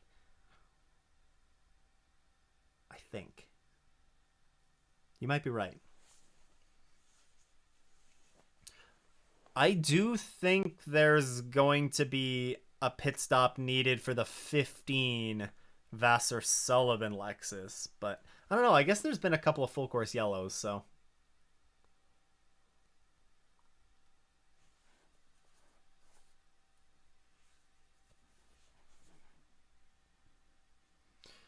I think all things, everything with NASCAR, it would be good to see IMSA play a support role at some point there, even if it's not the WeatherTech Championship, even if it's the Michelin Pilot Challenge, or heck, the MX-5 Cup.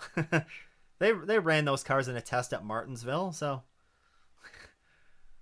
that would be wild to see the MX-5 Cup cars on an oval.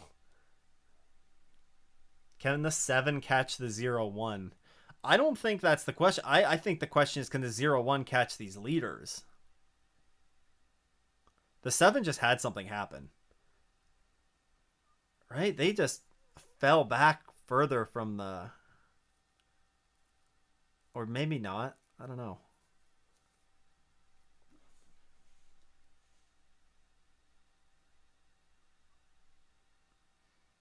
They're probably going to catch the end of the GTD Pro field in like 4 laps or so, maybe 4 or 5 laps.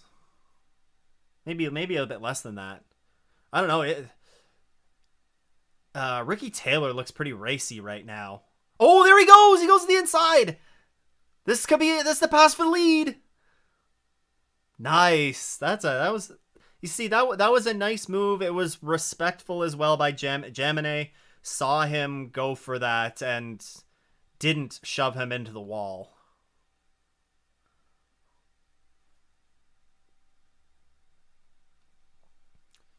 Well, there you go. The number 10 now. We get to see Ricky Taylor was looking pretty quick for the few laps leading up to that. Wow. Nice move. Who's first in GTD Pro? That would be Rexy.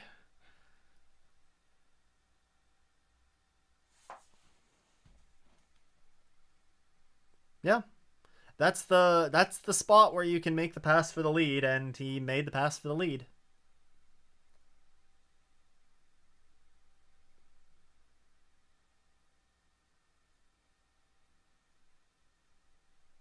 You can see all the damage that's on the front of that was on the front of that Porsche.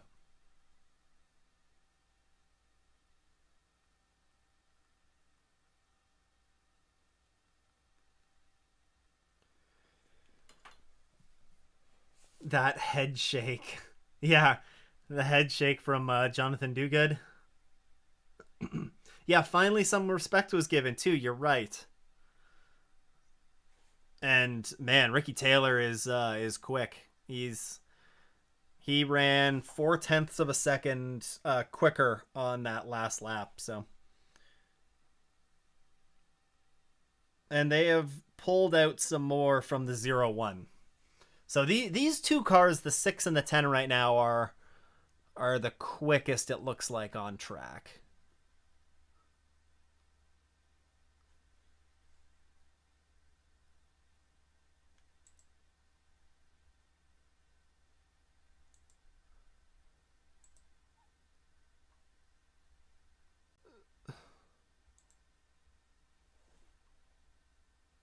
Just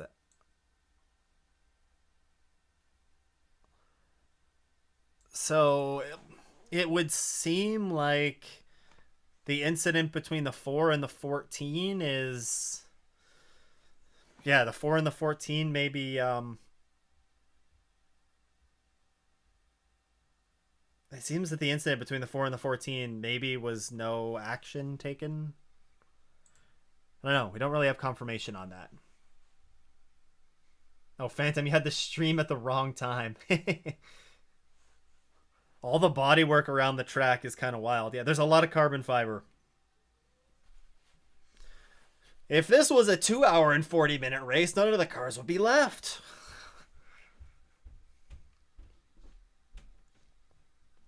I mean, I am surprised that the 14 never got a meatball.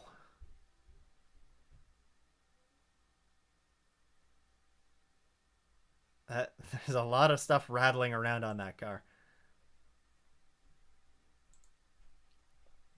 Maybe it's weight savings, so they're quicker because of it.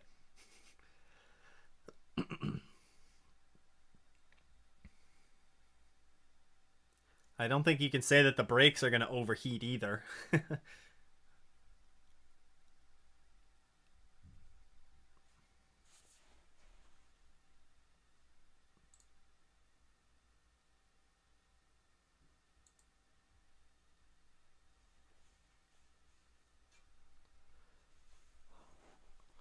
Yeah, so the gap is kind of leveled out with Ricky and Jamine. My God, that Lexus looks so rough. It looks so rough.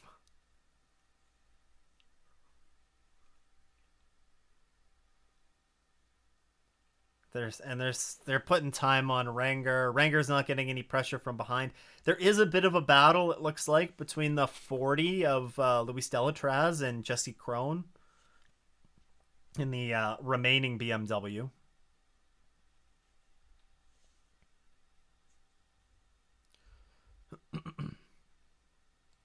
Faf is reeling in the Vassar Sullivan Lexus. That is a battle that's brewing. Drag is not a big thing here, you're right, but it could affect the car. Again, since there's no like medium or high speed corners, it's all slow speed, it's just all in the braking zone, right? But I can't, that's not going to help them down that long straightaway either. And the steering wheel is definitely not straight. You could see on the onboard from them, he's got the wheels like askew. And we got a full course yellow. Trouble. Who's stopped? Looks... Who's stopped? Maybe is it for debris?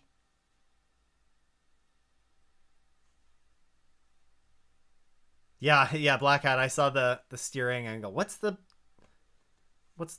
full course yellow for?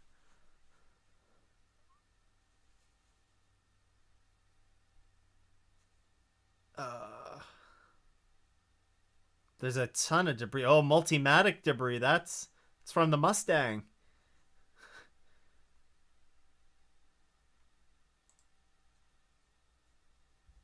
It is a short yellow.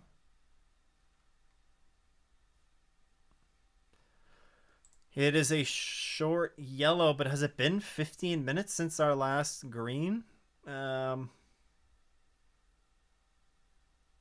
It has not.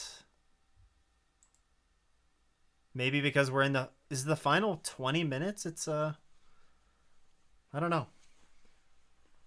Multimatic bodywork.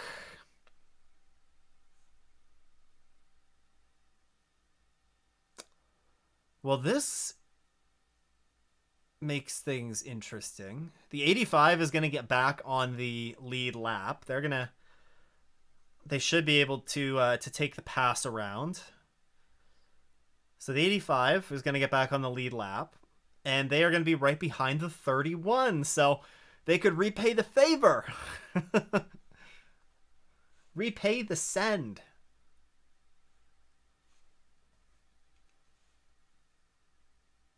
And yeah, I don't know why this decides to be a debris yellow.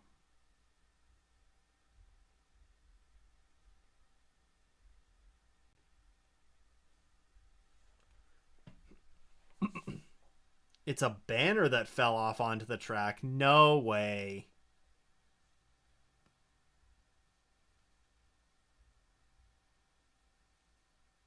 No way. Really? Ugh.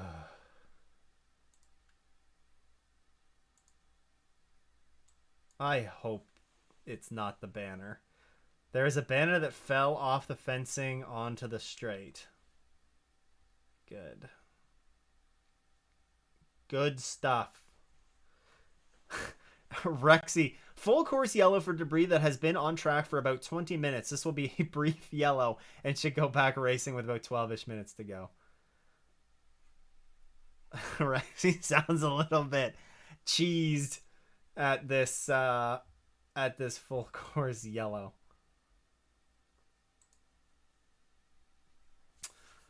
What do I think of this track? Well, it's a bit of a mess. I'm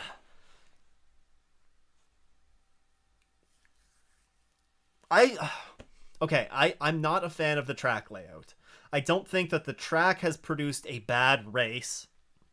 I think that some of the driving standards were poor in the middle of this race, though. I mean, there was plenty of debris all over the track.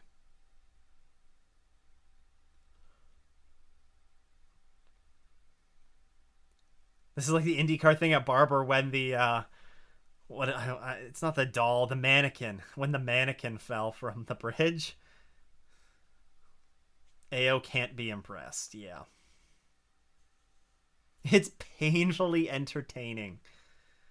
I would agree with Eagle Racer that Belle Isle... I enjoy Belle Isle better, I think. I enjoyed watching the Belle Isle race more. Because the quality of the racing was probably a bit better. But that being said, we did see a nice battle brew for the GTP lead here 10 minutes ago.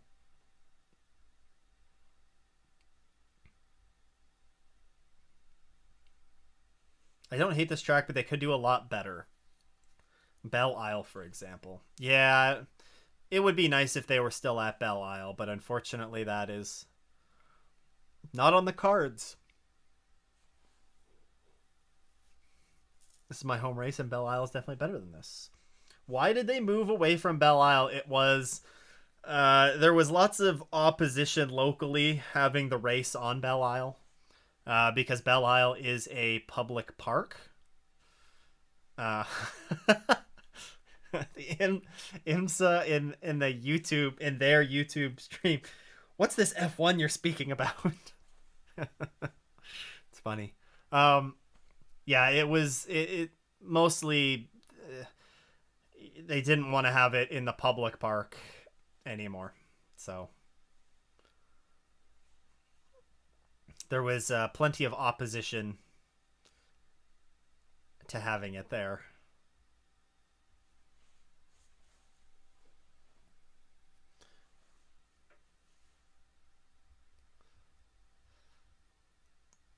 Um, 14 minutes.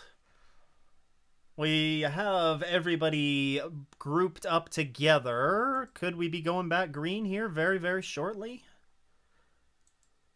I think the lights are out on the safety car, and we're going to go back green. Here we go.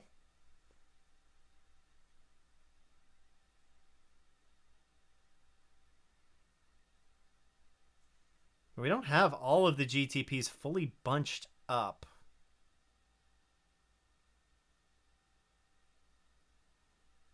And we're back green. I think there was a lot of I think there was a lot of support for it to come downtown as well.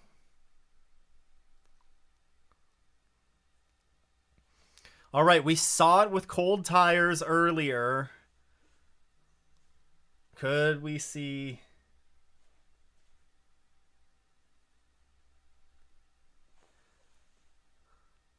Oh, nah, Jamine's not close enough. Is Nazar close enough? Oh, he's going to make the same move on the 0-1? Nope. Man, that's the 7 Porsche has almost made that move a few times. Oh, there was a big send by the 5. Jeez, Jimmy Bruni was just lick the stamp and send it.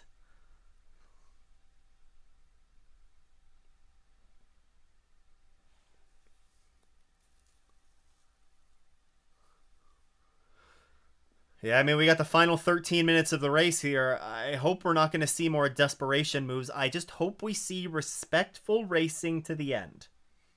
That's all I want to see.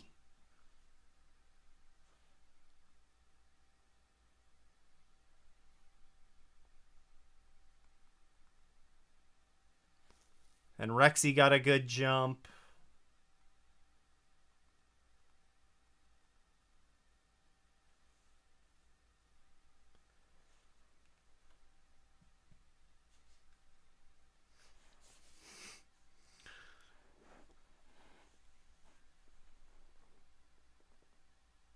All right.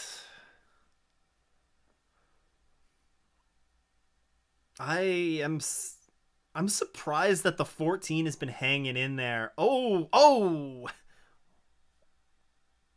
What happened to it? There's something wrong with the 5. It looks like the front of that car looks messed up. Come on, Bruni, bring the car behind the wall at least. What happened? Oh, whoa.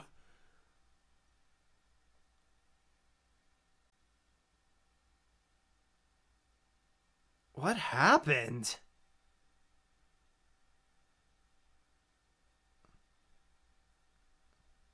Yeah, Jimmy Bruni just came across. The 31 isn't at fault there. 31 not at fault. He moved. The number 5 just moved across the front of him,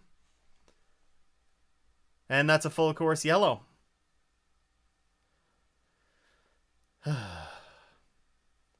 That's the number 5. That's the number 5's problem. I ask for too much. You're right. I do. Oh, we have both the Corvettes and both of the Fords out there. Yeah, five turned into the 31. So if this is just debris, it is ruled a short yellow. Oh my god, and the poor Ferrari just keeps getting beat up. Man.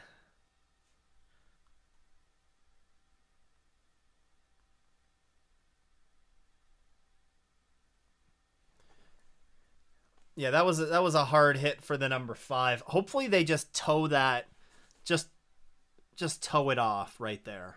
That's all they need to do.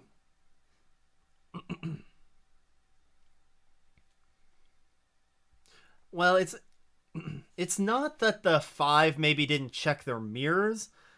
I think it was just the 5 didn't think, they must have thought that they were clear. Um They must have thought they were clear and just misread their mirrors. So, but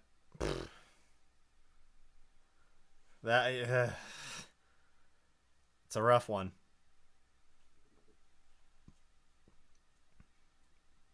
What full course yellow number is this? The incident between the 5 and the 35 under review. This has to be what, the 4th full course yellow? We had the full course yellow at the beginning, and that was for the Ford that had the issue. And then we had the full course yellow Was it half an hour into the race? Was that for the... What was that for? I don't remember what that was for. Oh, was that for the BMW? That was probably for the BMW. And then right after that, we had the full course yellow where it was the roadblock. Woof. Woof, woof, woof. No pass around because everybody's probably on the lead lap. Well, maybe not. I don't know. Incident involving the 5 and the 31. Yeah, we're going to go back to green. We're going back to green here. What happens between the 5 and the... Oh, the 5 and the 31, I meant. Sorry. The 5 and the 31. I don't think we have a number 35 in this race, do we? Oh, yeah, the... Oh, no, we do have... What happened? The 35 got spun around by the Paul Miller Racing BMW, it looked like. Maybe they could have had a part to play in that, too. They might have thrown a block or something, but...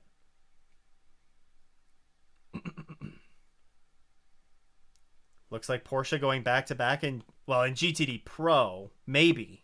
I think we're going to go back racing.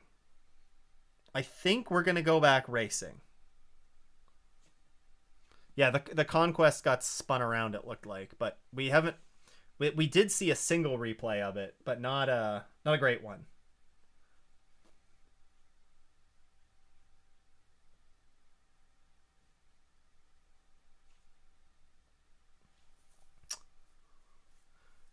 What a... 7 minutes? Yeah, that's the only incident that's being reviewed. There's been nothing on the 35 and the 1.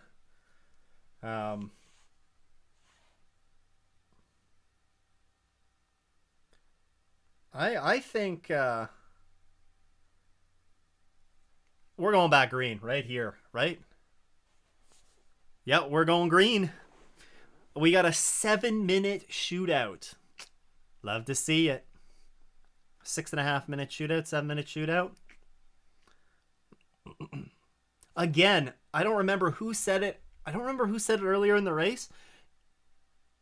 You got to give a big shout out to the track workers here, getting everything cleared up in a jiffy. However, if we get another full course yellow, I think that's probably the end.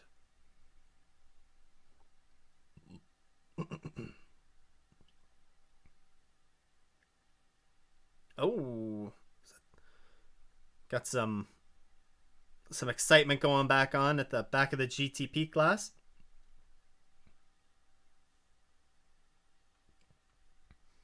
We need like the split screen of the GTD Pro battle and the GTP leaders.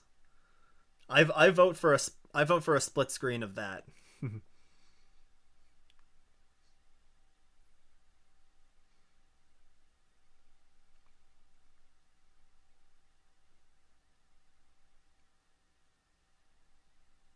Oh, there we go. We get a look at the GTD Pro battle here. It looks like the top two of the Lexus and it looks like the Lexus and Rexy got a bit of a jump on the rest of them.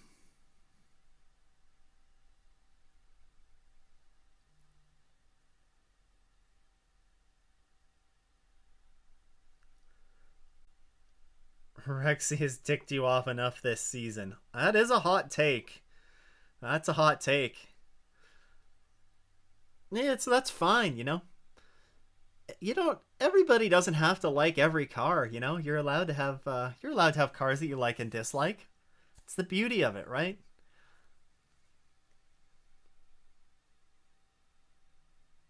Ooh. That was almost a move for the final podium spot in GTD Pro. And the BMW jinx. Yeah, you can blame me on that one. You see, I switched my my prediction for this race to the 25 and the 25 and the 4, and look what has happened. I don't know. I don't know what to do, guys. I don't know what to do.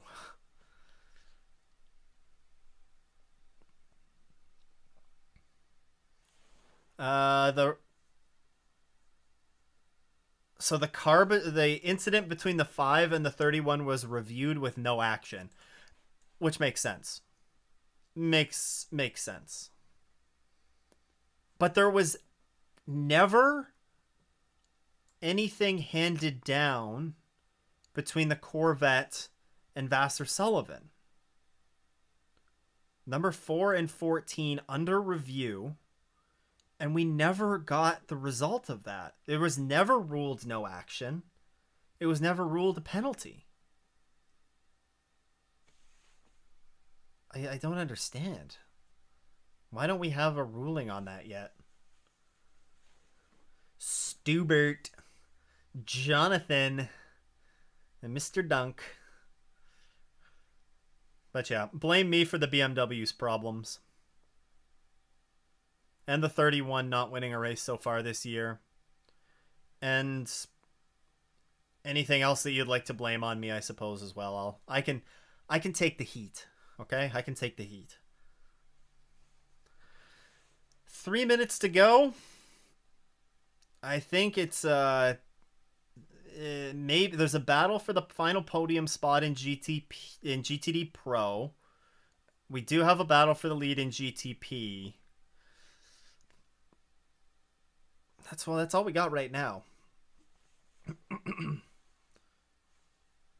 Come on, Ricky. Some post-race penalties incoming.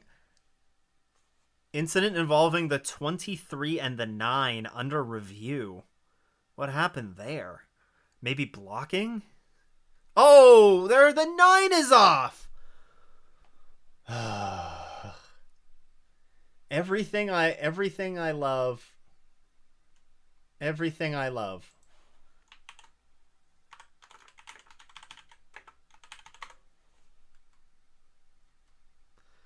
Come on.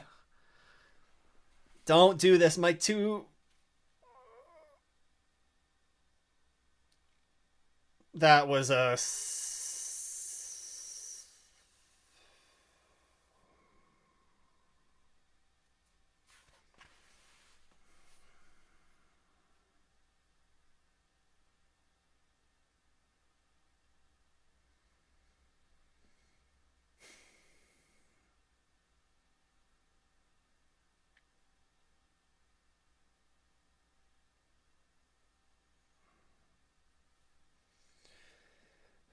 This is a banner race for me. This is a banner race for me.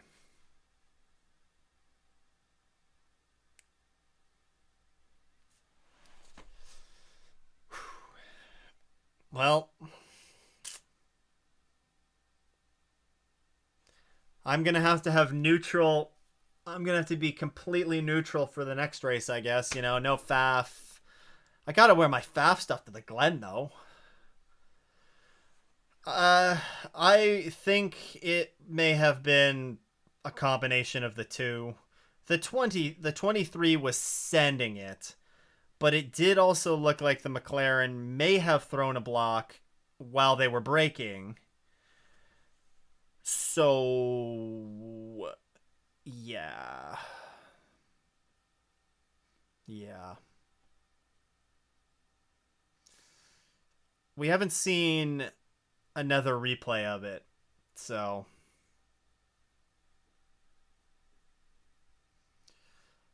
we'll have to see. Where is it going off in the S's?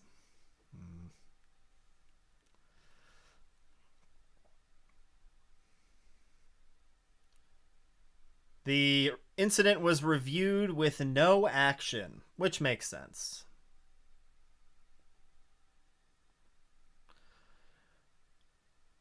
Well, it is a win for Wayne Taylor Racing and the number 10. The number 10 finally gets a win in GTP. You gotta, you know, it's a feel good. That's a feel good for them, right? That's a feel good. Rexy picks up a win. Rexy may be the only car on the grid that comes out of it without any damage. I think Mateo nailed it right here. Massive send plus late block equals that. That's exactly it. I think that's it.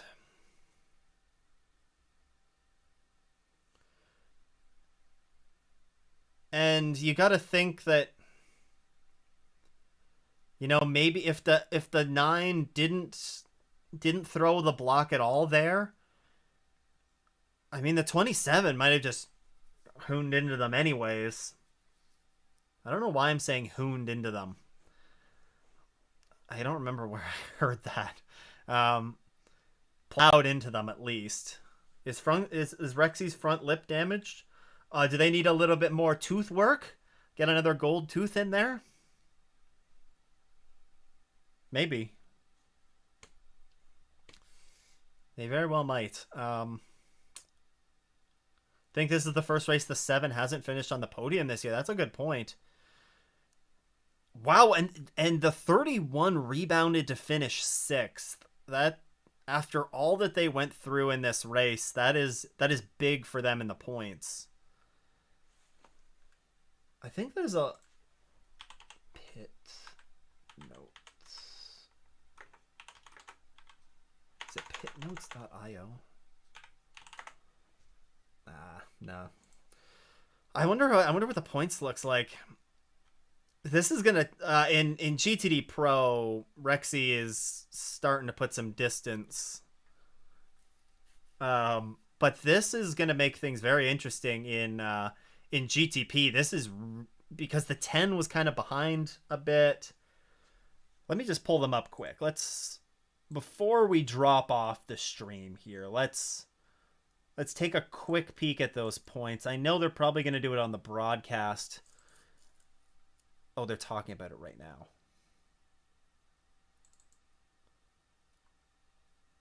Zero 1 into second.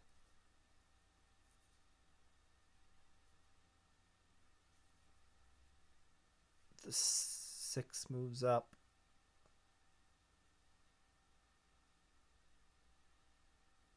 It is very tight.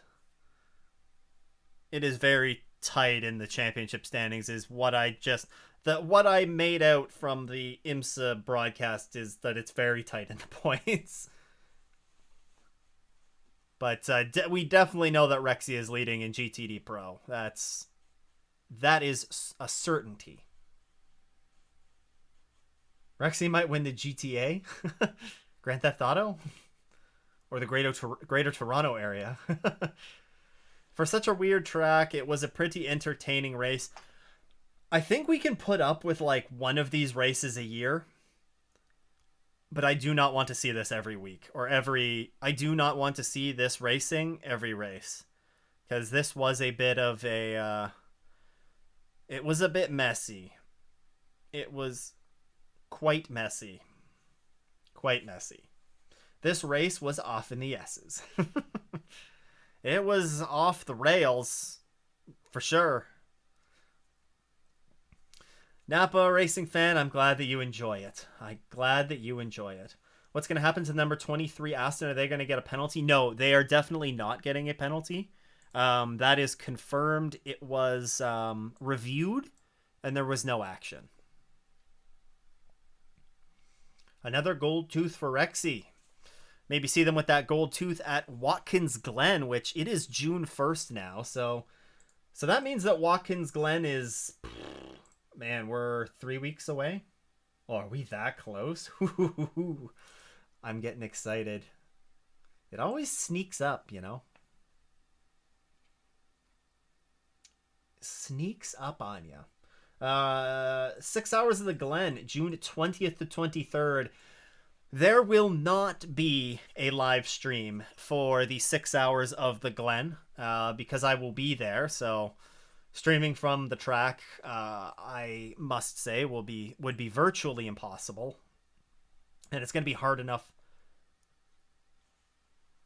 It's going to be hard enough for me to keep up with everything that's going on there. So, but a heck of, an interesting race. I'm going to stand by what I said. I think we can put up with one of these a year, but I don't think that we can put up with any more than one. I think one of them, one race like this, it was messy, but it there was entertainment, depending on what your idea of entertainment is, I suppose. I I thought the race was fine. I thought the race was fine. Not my favorite race in the world. Not my least favorite race in the world. I'm not going to be circling it on the calendar next year, but it will certainly add some variety. Variety to the race. I just wish that it would have been a bit cleaner. I wish that we would have saw a bit more patience from the drivers during this one. But yeah, I mean, what did we the you know the finishing order of the number 10. I guess we'll wrap up with the finishing order here. Wayne Taylor Racing from the number 6 Porsche, from the 01 Cadillac. So some variety on the GTP podium. And then in GTD Pro was the Rexy, the Porsche, the number 14 Vassar Sullivan Lexus, which we never got a verdict on the result of that that incident that was being investigated. And then rounding out the podium there was the number 23 Heart of Racing Aston Martin. Yeah, Belle Isle better than the streets of Detroit. I think overall I like Belle Isle better as well. If they took this track, maybe Chicago, and some other street courses Indy runs at, then run them in rotation every couple of years, it could work. The thing is, though, Mateo, is I think there's a lot of manufacturer partners. You look at Detroit being, Ford and GM's sort of home. I think there's a lot of that influence, which is why we're running in Detroit, and why I don't think Detroit will come off the calendar anytime soon. Eagle Racer, I'm glad you had some fun and enjoyed it. I always enjoy doing these. I just got here. Do you have anything to say about the contact from the Corvette Lexus and the McLaren Aston Martin? My initial reaction on both of those is I think both parties played a contributing role in both of those incidents. I'm going to take a look at them, of course, after the race, and I'll talk about them in the post-race video that I'll put out shortly, or in the next couple days. So I think both of them kind of played equal roles in their demise. So.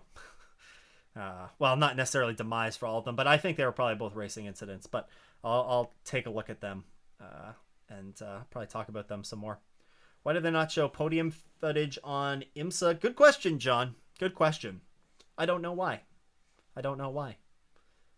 Maybe I'll see if I can get answers for you. Maybe. I don't know. Am I planning to watch Nürburgring 2? I am. I was watching the Nürburgring 24 Hours this morning.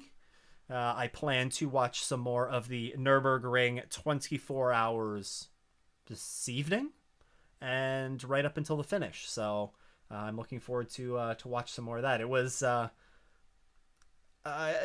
quite a difference in the racing that we see at the Nürburgring versus the downtown Detroit. So that's for sure. But yeah, guys, I think that's probably gonna wrap it up. I need to go and cry now because Faf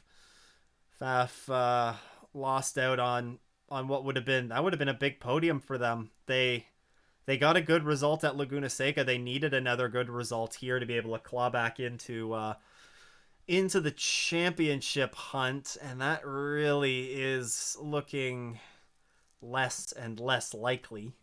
But there's still a lot of the season to go, so we'll see what happens here. But as always, I have a ton of fun doing these. It sucks. Won't be doing one for Watkins Glen, as I said. Won't be doing one for at Canadian Tire Motorsport Park because I'll be there. And won't be doing one at Road America because I'll be there as well. So I'm there for the next 3 races. I'm really looking forward to being at those races. I don't want to guarantee it. I think I might be able to do it for the VIR race, but that's a couple months away, so I don't want to promise anything. Regardless, though, I hope you guys all enjoyed this. I know like I said, I always have a good time doing these. And yeah, looking forward to doing more of these later on in the season. But for now, guys, keep an eye out for the recap video, and I hope you guys all have a great rest of your weekend.